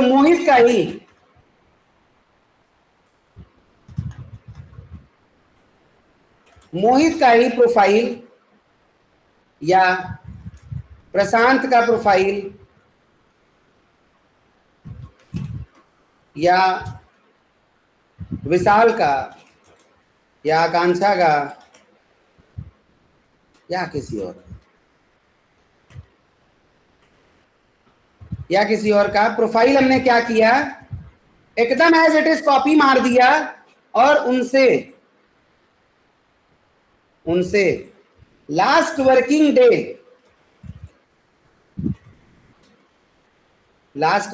डे का मेल या रिलीविंग लेटर लेकर एडिट कर लिया। क्या करा मैंने, किसी का भी प्रोफाइल कॉपी किया एकदम, बट मैं ये बस उन्हीं के लिए बता रहा हूं जिनके प्रोफाइल में दिक्कत है भाई। सबको ये करने की जरूरत नहीं है। जो लोग फ्रेशर हैं, जो लोग अनुभव नहीं लिए हैं अभी, क्या होता है नहीं होता है कैसे होता है, उनके लिए। तो ये मैंने क्यों बोला कि उनका लास्ट वर्किंग डे का मेल या रिलीविंग लेटर ले लो और एडिट कर लो, अपना नाम बदल लो, डेट वेट बदल लो। ऐसा इसलिए बोला कि जब एचआर कॉल करती है तो कई बार बोलती है कि अगर आप इमीडिएट ज्वाइनर हो तो आप मेरे को अपना ना रिलीविंग लेटर भेज दो, या आप ये बोलते हो कि, और सब लोग यही बोलना कि मैं इमीडिएट अवेलेबल हूँ, जिससे कि आपको लास्ट वर्किंग डे का मेल देने का जरूरत ना पड़े। जब हम ये बोलते हैं कि हम लास्ट वर्किंग डे मेरा ये तारीख है, तो वो बोलते हैं कि ठीक है तो आप अपना रेजिग्नेशन मेल दे दीजिए हमें, जहाँ पे लास्ट वर्किंग डे का कंफर्मेशन हो। फिर अगर आप वो नहीं दोगे तो फिर वो इंटरव्यू नहीं हो पाएगा। अब जो लोग नौकरी कर रहे हैं वो लोग कैसे लास्ट वर्किंग डे का फेक अपना वो बनाए।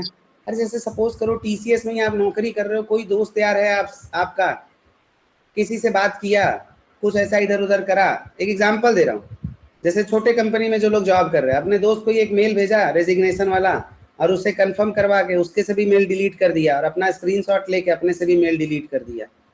भाई सबके कंपनी में एक दो बहुत खास दोस्त तो होते ही है ना, जो ये काम कर सकते हैं मेरे लिए। हाँ, जो मेरे लिए ये काम कर सकते हैं, ऐसे कोई खास दोस्त तो होते ही हैं सबके। तो वहां से आप उसको एडिट कर लिए और उसी को बार बार एडिट करके यूज कर रहे हो। जैसे कल एचआर ने बोला तो बोलो 15 दिन बाद मेरा लास्ट वर्किंग डे है। अब जैसे ही 15 दिन खत्म हो जाए फिर एक नया एडिट करके बना लिया और बोला कि अगला 15 दिन बाद मेरा खत्म, क्योंकि अभी आप वर्किंग हो तो कोई दिक्कत नहीं।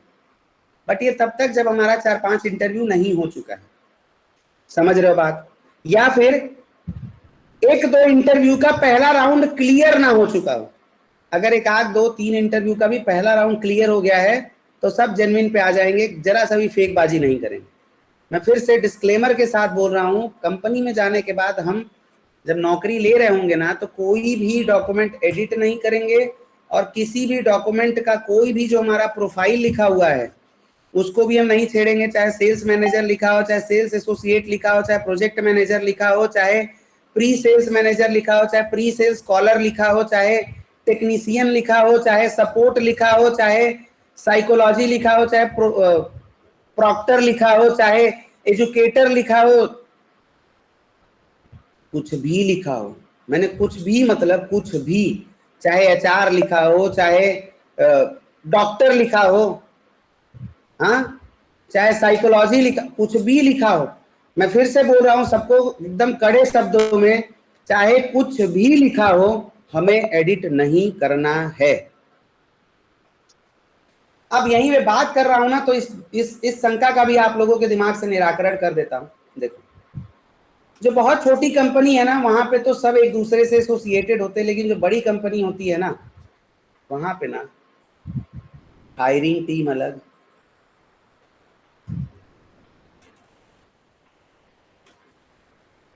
डॉक्यूमेंट कलेक्ट करने वाले अलग, बीजीबी कराने वाले लोग अलग, हायरिंग अलग, बीजीबी अलग। इसके अलावा ऑन बोर्डिंग की जो टीम होती है वो अलग, ठीक है। अब ये जो हायरिंग करते हैं ना एचआर, आपको जो कॉल करता है एचआर, उसका काम ना आपके सिलेक्शन होने तक ही होता है, आपके ऑफर को भेजने तक ही होता है, या ज़्यादा से ज़्यादा डॉक्यूमेंट कलेक्ट करने तक। बहुत सारे कंपनी में केवल वो आपको ये बोल देंगे कि हाँ अब आपका सब राउंड क्लियर हो चुका है, जल्दी ही फला एचआर आपको कांटेक्ट करेगा डॉक्यूमेंट कलेक्शन के लिए। अब वो एचआर से कोई मतलब नहीं है आप कौन से प्रोफाइल के लिए हायर हुए हो, उसके पास एक मेल आता है, एक टिकट आता है कि आपको फला आदमी का डॉक्यूमेंट कलेक्ट करना है और ये डॉक्यूमेंट, समझ रहे हो आप। फिर वो वाला एचआर आपको मेल कर दिया और आपने उस मेल पे सब डॉक्यूमेंट अटैच करके भेज दिया, उसने आपके सर्विस हिस्ट्री, आपका एक्सपीरियंस, हर चीज को मैच करवा के आपका डॉक्यूमेंट कलेक्ट हो जाएगा, तो पोर्टल में अपलोड मार देगा। जैसे ही अपलोड मारेगा सामने वाले को इंटीमेशन चला जाएगा, वो सारा डॉक्यूमेंट अगर इसने चेक करके ओके कर दिया है ना, तो दूसरा जो एचआर ऑफर रिलीज करने वाला होता है ना, उसको कोई मतलब ही नहीं है जाके फिर से चेक करने का कि डॉक्यूमेंट में क्या लिखा हुआ है। किसके पास इतना टाइम है, सबको अपना काम करने का फुर्सत नहीं है, दूसरे का काम कौन करेगा। तो जिसने डॉक्यूमेंट कलेक्ट करके पोर्टल पे अपलोड करवाया है, चेक कर करके एक एक डॉक्यूमेंट ना, उसका काम है चेक करना, उसका काम है अपलोड करवाना। अपलोड होने के बाद हायरिंग वाले एचआर के पास इंटीमेशन चला गया, इसके पास अपना मेल चला गया, नोटिफिकेशन चला गया कि फला आदमी का सब डॉक्यूमेंट ग्रीन है। और जो जैसे ही अगर कोई कंपनी होती है ना, पहले बैकग्राउंड वेरिफिकेशन करा के तब आपको ऑफर लेटर रिलीज करती है, तो ये जो बैकग्राउंड वेरिफिकेशन करते ना, ये एकदम ऑल टुगेदर थर्ड पार्टी होते हैं। अगर कंपनी के भी पार्ट हैं तो उनको सिर्फ और सिर्फ इस चीज से मतलब रहता है कि ये फला आदमी एग्जिस्ट करता है, ये फला आदमी इस जगह रहता है कि नहीं रहता है, ये फला आदमी का गांव है कि नहीं है, ये घर है कि नहीं है, ये शहर है कि नहीं है, इसके साथ साथ कहाँ कहाँ कितने कितने दिन नौकरी किया, कौन कौन से कंपनी में कितना कितना टाइम रहा है, बस उनको इससे मतलब होता है। कोई भी कंपनी ना बैकग्राउंड वेरिफिकेशन करने वाले बंदे को आपके प्रोफाइल का डिटेल्स नहीं देते हैं, बस वो आपका नाम और टेन्योर बता देते हैं कि ये आदमी हमारे यहाँ फला से फला दिन तक इस प्रोफाइल पे काम करता रहा। तो प्रोफाइल तो उसके यहाँ वही डॉक्यूमेंट में मेंशन्ड है, आप सेल्स मैनेजर हो, प्रोजेक्ट मैनेजर हो, फलना मैनेजर हो, ढिकना मैनेजर हो, कुछ भी हो, बीजीबी वाले के भी डॉक्यूमेंट में वही मेंशन है। आपके कंपनी से एचआर ने भी यही बोला कि हाँ ये फला आदमी इतने दिन से इतने दिन तक इस प्रोफाइल पे कार्यरत था, इतना ही ना। अब आपका बीजीबी ग्रीन हो गया, मेल आया कि भैया बीजीबी ग्रीन है, आपका ऑफर लेटर रिलीज हो जाएगा। कई बार ऑफर आने के बाद बीजीबी होता है। अब जब ऑफर आ गया, सब हो गया, आप ज्वाइनिंग के लिए जाओगे तो ऑन बोर्डिंग टीम अलग होती है, जिससे कोई मतलब नहीं होता, बस आपका डॉक्यूमेंट फिर से लेके आपका प्रोफाइल क्रिएट कर देना होता है, आईडी जनरेट कर देना होता है, लैपटॉप दिलवा देना होता है, किट दे देना होता है, आपका ऑनबोर्डिंग हो गया। अब आपके ना रिज्यूम से ना प्रोफाइल से किसी से कोई मतलब नहीं है। जैसा रिज्यूम अभी बना के DevOps engineer, senior DevOps engineer दिखाते हो, वैसे ही जाके कंपनी में आपको पोस्ट मिल जाएगा। मोहित आकाश में सेल्स में वर्किंग था, अभी जाके वहाँ पे सीनियर डेवऑप्स इंजीनियर बना है। हाँ, उसके भी तो डॉक्यूमेंट में यही सब लिखा गया रहा होगा। हेलो, यही सब चीज़ें तो उसके भी डॉक्यूमेंट में मेंशन रही होंगी ना। तो ये बात हो गया डरने वालों के लिए कि भाई यहाँ पे सब अलग अलग टीमें होती। अच्छा, जहाँ एक ही टीम है और सब कर रही है, पूछ भी लिया कि भाई आपके प्रोफाइल में तो ये लिखा हुआ है, तो हाँ मेरे कंपनी में पता नहीं यही प्रोफाइल दिया था मुझे, मैं क्या करूँ उसमें। नहीं ये तो डेवॉप्स का नहीं लग रहा है, बट काम तो मैंने डेवॉप्स का किया है ना, तभी तो आपके जो 3 टेक्निकल मैनेजर्स हैं उन्होंने मेरे को हायर किया। बात समझ रहे हो क्या बोलना है? बट काम मैं डेवॉप्स का ही करता था या करती थी, तभी तो आपके 3 टेक्निकल मैनेजर्स ने मेरे को सेलेक्ट किया है। अगर ये प्रोफाइल वाला मैं काम कर रही होती या कर रहा होता तो क्या आपके टेक्निकल मैनेजर्स हायर करते मेरे को? टेक्निकल वाले बंदे जो हैं वो मुझे हायर करते? तो चुप हो जाएगा ऐसा। बोलो अग्री करते हो कि नहीं इस चीज से? आपने तो फिर उनके हायरिंग तंत्र पे ही सवाल उठा दिया ना कि भाई फला आदमी 3 लोग अगर टेक्निकल सवाल पूछ पूछ के 1 घंटा 45 मिनट बंदे को हायर किए। बोलो मैं अगर ये काम कर रहा होता सेल्स में तो चलो आप ही एचआर हो, आप दे दोगे इंटरव्यू। आप एचआर हो यार, आप तो हर दिन डेवॉप्स वालों से बात करते हो, आप निकाल लोगे 3 राउंड थोड़ा सा पोलाइट वे में। समझ रहे हो नहीं समझ रहे हो? हेलो, तो ये सब चीज से एकदम दिमाग से सब हटा देना है। अब आया एक फेक प्रोफाइल बना लिया, इससे मेरा बेनिफिट क्या होगा? इससे मेरे को मल्टीपल कॉल्स आएंगे, मल्टीपल कॉल्स आने के साथ साथ मेरा इंटरव्यू शेड्यूल होगा, और जैसे ही 4-5 इंटरव्यू दे दिया कि फेक प्रोफाइल को क्या कर देना है, एकदम नस्ते नाबूद कर देना। क्या कर देना है? फेक प्रोफाइल को डिलीट कर देना है, दफना देना है, अंतिम संस्कार कर देना है, इसका क्रियाकलाप कर देना है। ठीक है, अब जो ओरिजिनल है, ओरिजिनल में क्या करना है? जो लोग भी इमीडिएट अवेलेबल हो वो तो इमीडिएट ही डालो, और जो लोग इमीडिएट अवेलेबल नहीं हो, 3 महीने का, 2 महीने का, 1 महीने का नोटिस पीरियड है, मैं मानता हूं आपको थोड़ा सा कॉल कम आएगा, मैं मानता हूं इन कंपैरेटिवली आपका इंटरव्यू थोड़ा सा कम शेड्यूल होगा, लेकिन ऐसा बिल्कुल भी नहीं है, ऐसा बिल्कुल भी नहीं है कि हर लोगों को इमीडिएट बंदा ही चाहिए। देखिए जिंदगी में कभी ये मत भूला करिए कि भगवान ने इतने रिसोर्सेज बनाए हैं और सबकी ज़रूरत अलग अलग, हाँ, सबका आहार अलग अलग है, सबका जीने का तरीका अलग अलग है, और इसीलिए इतने लोग इस धरती पे एक्यूमुलेटेड हैं, है ना? हर एक इंसान को कार नहीं पसंद होता, हर एक इंसान को घर नहीं पसंद होता, हर एक इंसान को परिवार नहीं पसंद होता, हर एक इंसान को कुछ भी मैं जो बात बोलूं वो सेम चीज सबको पसंद नहीं होता है ना? वैसे ही कंपनी का भी रिक्वायरमेंट अलग अलग होता है। जैसे एक बड़ी कंपनी है, उसको अगर अपना बेंच स्ट्रेंथ बढ़ाना है और उसके पे भी 6 महीने का समय है, तो उसको 3 महीने के नोटिस वाले अगर मिलते हैं तो उसको क्या परेशानी होगा इस चीज से? बोलो, उसको क्या परेशानी होगा इस चीज से? उसको तो बेंच स्ट्रेंथ बढ़ाना है। अभी दूसरा चीज, मान के चलो आज ही एक बंदा नौकरी छोड़ के जा रहा है और 3 महीने का नोटिस पीरियड मेरी कंपनी में भी उसको सर्व करना है, और एग्जैक्ट उसके बदले का मेरे को रिसोर्स हायर करना है, 3 महीने बाद ही ज्वाइनिंग देनी है, तो मैं पहले ही बुला के क्या कर लूंगा? हाँ, ज्यादा से ज्यादा 1 महीना बिठा के सैलरी दे देंगे, हाँ 1 महीना बिठा के सैलरी दे देंगे, 15 दिन बिठा के सैलरी दे देंगे, लेकिन बिना मतलब का हम उसको अभी आज ही इमीडिएट हायर करके 3 महीने का सैलरी क्यों देंगे? अग्री करते हो? हेलो भाई, ऐसा होता है कि नहीं होता है? जो भी कंपनी में कहीं नौकरी छोड़ता है तो 3 महीने का नोटिस सर्व करता है ना, और अगर कोई 3 महीने का नोटिस सर्व कर रहा है और उसके बदले मुझे रिसोर्स हायर करना है, तो मैं 3 महीना पहले ही हायर करके अपना पैसा क्यों खराब करूंगा भाई? कई कंपनी में 2 महीने का नोटिस पीरियड है, कई कंपनी में 1 महीने का नोटिस पीरियड है, तो जितना नोटिस उतने के बराबर का ही तो रिसोर्स हायर करूंगा ना मैं।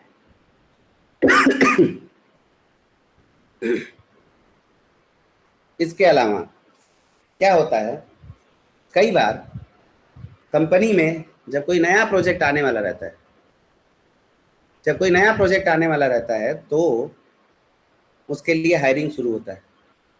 अब बता दिया गया कि फला महीना में ये प्रोजेक्ट आएगा, आपके पास 3 महीने का समय है, हमें 100 रिसोर्स चाहिए, उसमें इतना ये, इतना ये, इतना ये, इतना ये। अब 4 महीने का समय है, 4 महीने से रिसोर्स हायरिंग चल रही है, तो जो जितने जिसका नोटिस रहेगा उतना ही तो उसको बोलेंगे। अगर कोई इमीडिएट बोलता है तो ठीक है भाई आ जाओ, क्योंकि अभी प्रोजेक्ट तो शुरू नहीं हुआ, लेकिन आओ, टीम बिल्डिंग होते रहेगी, हाँ या ना। लेकिन अगर कोई बोलता है मैं 3 महीने बाद ही ज्वाइन कर पाऊंगा, मेरा नोटिस 3 महीने का है, तो कंपनी वालों को क्या परेशानी होगा जब प्रोजेक्ट ही 4 महीना बाद आ रहा है। तो पहले तो ये चीज दिमाग से निकाल दो कि 3 महीने 4 महीने का नोटिस पीरियड होता है तो नौकरी लगेगा नहीं लगेगा। भाई लगता है, सबका लगता है, और ऐसे बतेरे एग्जाम्पल मैं जानता हूं। अब इसमें करना क्या है, आपको प्रोफाइल अपना इतना तगड़ा बनाना होगा ना कि जिससे एचआर को देख के कॉल करे, एचआर देख के आपको कॉल करे और एचआर को लगे कि भाई मैं छोड़ूं। देखो ये सिंपल ना साइकोलॉजी है, ह्यूमन साइकोलॉजी है। आप अगर किसी दुकान पे गए और आपको कोई चीज पसंद आ गई, जरूरत नहीं भी है, तो आप क्या करते हो? खरीद लेते हो? अरे बोलो यार, खरीद लेते हो नहीं खरीद लेते? अब ऐसे लोग, जो लोग कह रहे हैं कि मेरा नोटिस पीरियड 3 साल का है, मेरा एक्सपीरियंस थोड़ा कम है, तो क्या मैंने सर्टिफिकेशन करने के लिए नहीं बोला है? अगर आपको तुरंत जॉब चाहिए तो, इमीडिएट चाहिए तो, नहीं चाहिए इमीडिएट, नहीं चाहिए जल्दी, तो करते रहो, धीरे धीरे हो ही जाएगा। 1 महीना 2 महीना 3 महीना डाउन द लाइन हो जाएगा। लेकिन अगर जल्दी चाहिए तो, मैंने सबको सर्टिफिकेशन के लिए बोला है। अगर 2 सर्टिफिकेशन करके आप अपने प्रोफाइल पे चिपका देते हो, अगर आपका एक्सपीरियंस कम है, आपका नोटिस पीरियड ज्यादा है, और आप बहुत तगड़े रिसोर्स लग रहे हो देख के प्रोफाइल से, तो क्या बात नहीं बनेगा? एचआर को कॉल नहीं करने का मन करेगा? उसको ये नहीं लगेगा कि चलो यार ये प्रोफाइल रख लेती हूँ अपने पास, रख लेता हूँ अपने पास, जैसे कोई रिक्वायरमेंट आएगा इसको कॉल करूंगा। तो एचआर से बात करना, जो बातें मैं बोल रहा हूँ ना, यही ह्यूमन साइकोलॉजी एचआर, यही साइकोलॉजी एचआर का होता है। मनाली, कोई प्रोफाइल अगर ऐसा दिखता था जो तुमको लग सकता था कि यार ये बाद में मेरे को एज ए एक्सपर्ट काम आएगा, तो क्या आप उसका प्रोफाइल सेव करके नहीं रखते थे? ढूंढ कुछ और रहे हो, लेकिन अगर गलती से कुछ ऐसा मिल गया तो क्या आप उसको सेव करके नहीं रखते थे अपने पास? Yes sir, 100%। हाँ, तो अगर ऐसे ही डेवॉप्स में भी मान लो मेरे को इस प्रोफाइल की भी जरूरत नहीं है, लेकिन प्रोफाइल बहुत शानदार लग रहा है, तो क्या मैं डाउनलोड करके रिज्यूम रखूंगा कि नहीं रखूंगा अपने पास? भाई वो लोग ना फोल्डर बना बना के रिज्यूम रखते हैं और फिर उसमें से जा जाके देख देख के जरूरत के हिसाब से कॉल करते हैं। अब कई बार आप लोग बोलते हो सर कॉल्स आ रहा है लेकिन शेड्यूल नहीं हो रहा है। हाँ भाई, तो कॉल्स अगर आ रहा है ना, तो आपका प्रोफाइल बिल्डिंग पीछे से हो रहा है। मान के चलो अगर 100 कॉल्स आपको आएंगे ना, तो 5 इंटरव्यू आपका शेड्यूल होगा, इससे ज्यादा नहीं होता है। 100 कॉल आएगा तो 5 इंटरव्यू शेड्यूल होगा। अगर एक आदमी 50 इंटरव्यू दे देता है ना, तो उसमें ज्यादा से ज्यादा 25 या 27 ही यूनिक कंपनीज होती हैं। उसके बाद तो उसी का सेकंड राउंड, उसी का थर्ड राउंड, उसी कंपनी का फिर से, उसी कंपनी का तिबारा से, उसी कंपनी में चौथी बार। कई कंपनी तो Infosys, TCS, Persistent and all, Nagarro and all, 4-4, 5-5, 6-6 बार, HCL, विप्रो, भाई 6-6, 7-7 बार मौका देते हैं तुमको इंटरव्यू दिलवाने का। मतलब तुमको 6-6, 7-7 बार इंटरव्यू दिलवाते हैं। क्यों? उनको पता है यार अगर इसका पहला राउंड क्लियर हुआ है या फिर ये प्रोफाइल हमारे काम का है, लेते रहो, इंटरव्यू निकाल ही लेगा। और बड़ी कंपनी में ना नौकरी लगना मतलब समझो कि सोने पे सुहागा हो जाता है। इतना काम कम होता है, लेकिन बस थोड़ा सा नुकसान नहीं रहता, शुरुआत में सीखने को नहीं मिलता ज़्यादा। लेकिन बड़ी छोटी कंपनी में जाओ तो निचोड़ देते हैं, बट इतना सीख जाओगे ना कि तुम्हारा करियर बूम हो जाए आगे जाके। लेकिन हमको इतना ना बूम करवाना है, पहले जाके धीरे धीरे स्लोली ग्रेजुअली सेटल होना है। अच्छा है, बड़ी अगर ऑर्गेनाइजेशन में अपॉर्चुनिटी मिलता है तो, नहीं तो ठीक है, भगवान ने जो डिसाइड किया है वो सब बढ़िया है। तो एक प्रोफाइल जब ओरिजिनल बना रहे तो उसमें ये सब चीजें करना है। अब मैंने इमीडिएट डाल दिया, मैंने उसमें अच्छे कीवर्ड्स डाल दिए, सर्टिफिकेशन का लिंक अपलोड कर दिया, और सर्टिफिकेशन का बैज जो है वो अपने रिज्यूम में टॉप पे लगा दिया। बहुत वैल्यू बढ़ जाएगा, बहुत वैल्यू बढ़ जाएगा, और बहुत कॉल्स आने लगेंगे। हमें ना समय के साथ ये समझना पड़ेगा कि अगर कंपटीशन बढ़ रहा है, मेरे जैसे और भी पता नहीं कितने लोग हैं जो डिवोर्स पढ़ा रहे हैं, अगर कंपटीशन बढ़ रहा है तो उस भीड़ से अलग दिखना पड़ेगा। हो सकता है मैं अगले बैच में ये मैंडेटरी कर दूं कि भाई आपको 1-2 सर्टिफिकेशन लेना पड़ेगा। ये तो फीस हो गया, 1-2 सर्टिफिकेशन आपको लेना ही पड़ेगा, काम तब बनेगा। क्योंकि मैं देख रहा हूं, अब मैं भी अपना एक 2-3 फेक प्रोफाइल बना के रखता हूं। मैं भी ट्रेंड समझने का कोशिश करता हूँ। तो जिसपे सर्टिफिकेशन वाला बैज लग रहा है ना, देखो, तो मैंने बात करी, 4-5 एचआर से बात किया जो मेरे बहुत अच्छे हैं, नोन हैं, अलग अलग कंपनीज में हैं। मैंने उनसे बात करा, मैंने कहा यार क्या दिक्कत हो रहा, क्यों?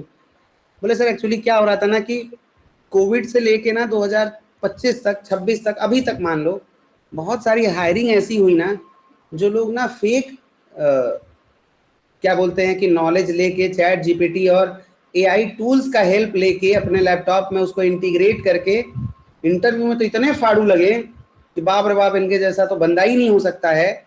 लेकिन एक्चुअल नौकरी में आने के बाद ना ये लोग फुस हो गए। तो अब आप लोगों ने देखा होगा कई कंपनी 2 राउंड 3 राउंड होने के बाद आपको फिजिकली भी बुलाते हैं मिलने के लिए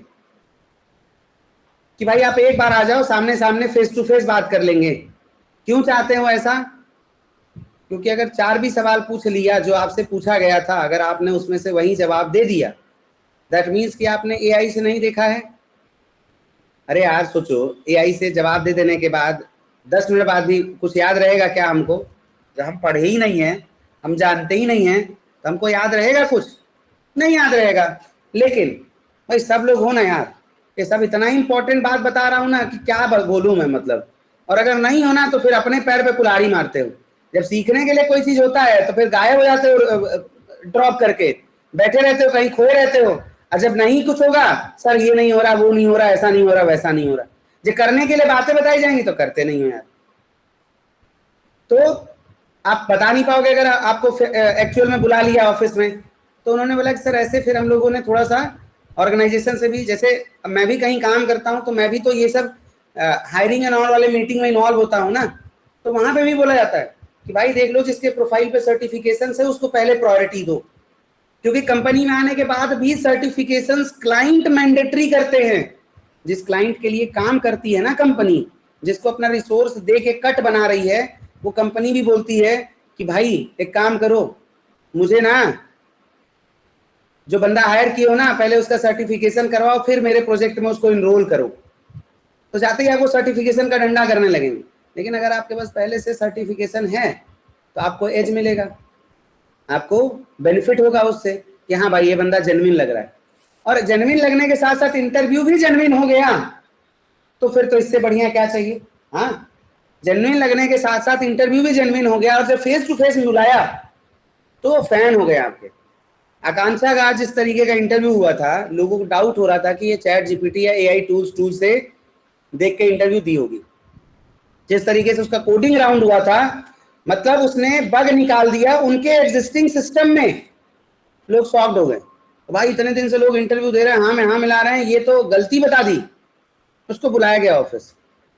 बुलाने के बाद जब उसी तरीके का नॉलेज, उसी तरीके का कॉन्फिडेंस ऑफिस में भी दिखा, तो ना भाई 26 लाख रुपए देने से मना नहीं किया, तो ना 26 लाख रुपए देने से मना नहीं किया। बोलो ऐसे ही कोई दे देगा क्या पैसा?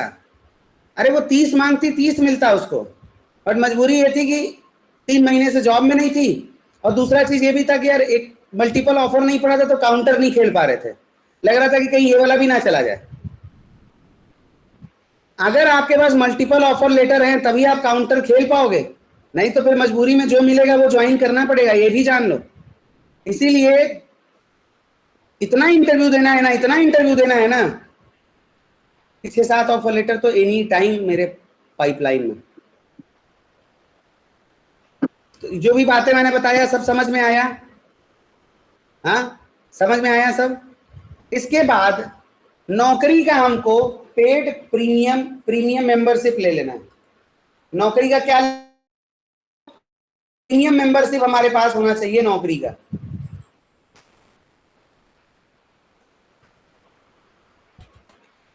ना हो कैसे लेते हैं, नहीं लेते हैं? हफ्जा से, आस्था से, बहुत लोगों ने लिया हुआ है, कांटेक्ट कर लो। अब हफ्जा एक बार आप अनम्यूट करना थोड़ा सा, आप बताओगे ये पॉजिटिव चीज तो फिर लोगों को भी पता चले। जब से आपका प्रोफाइल ऑप्टिमाइज करवाया, आपका कितना इंटरव्यू हो चुका? हाँ, ऑलमोस्ट 7 हो चुके हैं, 7 शेड्यूल भी हो रहे हैं। शेड्यूल भी हो रहे। उस 7 इंटरव्यू में कितने इंटरव्यू का पहला राउंड क्लियर हुआ? अभी 2 का। 2 का। एवरेज देख रहे हो सब लोग? एवरेज देख रहे हो? जब 7 में 2 क्लियर हो गया तो 14 में अगर 14 में तो 4 नहीं, 14 जाते जाते इनका कम से कम नहीं तो 6 इंटरव्यू पहला राउंड क्लियर हो जाएगा। अब जब 6 सेकेंड राउंड के मैं इंटरव्यू दूंगा तो क्या उसमें से एक सेकेंड राउंड क्लियर होने की पॉसिबिलिटी बनती है? अगर वही एवरेज देखूं, देखो शुरुआत में पहला क्या होगा, 6-7 इंटरव्यू में 2 जैसे क्लियर हुआ, अगले 6-7 में ना 3-4 क्लियर होगा, उसके 6-7 जाते जाते ना हर एक इंटरव्यू क्लियर होने लगेगा पहला राउंड। अब दूसरे राउंड के मेरे बफर में 6 हो गए सपोज, तो 6 में फिर से वही रेशियो अगर पकड़ू कि 5 में 1 क्लियर होगा, तो शुरुआत के 6 इंटरव्यू में दूसरे राउंड में हो सकता है 1 या 2 मेरा सेकेंड राउंड भी क्लियर हो जाए। फिर आगे वाले जो पहले राउंड क्लियर हुए हैं उसमें मेरे पास अब जो 6-7 सेकेंड राउंड वाले इंटरव्यू होने हैं उसमें मेरा 2-3 सेकेंड राउंड का इंटरव्यू क्लियर हो जाएगा। अब ले जाके मेरे पास फिर से 2 सेकेंड राउंड क्लियर हुए, 5 हो गए। फिर उस 5 सेकेंड राउंड वाले इंटरव्यू में जब थर्ड राउंड के लिए होगा तो कम से कम 2 या 3 में या 1 में ऑफर लेटर फॉर श्योर आएगा। यही लॉ ऑफ एवरेज है, यही सक्सेस रेशियो। अब जिस तरीके से आप लोगों को पता है, आज से ज्यादा नहीं, केवल 1.5 महीना पहले या 1 महीना पहले लगभग हम लोग, कुछ लोग, पर्टिकुलर लोग मिलके एक कन्वर्सेशन और डिस्कशन कर रहे थे। हफ्जा का भी सेल्स प्रोफाइल है। अभी हम लोगों ने ना, कौन, एक सेकेंड में,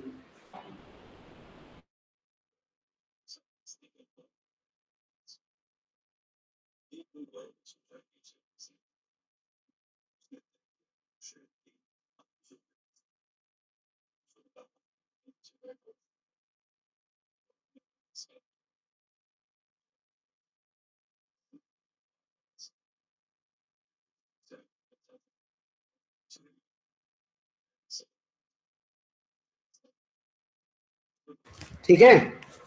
तो क्या बोल रहा था मैं, सॉरी दिमाग से ही निकल गया एकदम। क्या लास्ट लाइन क्या बोला मैंने, क्या?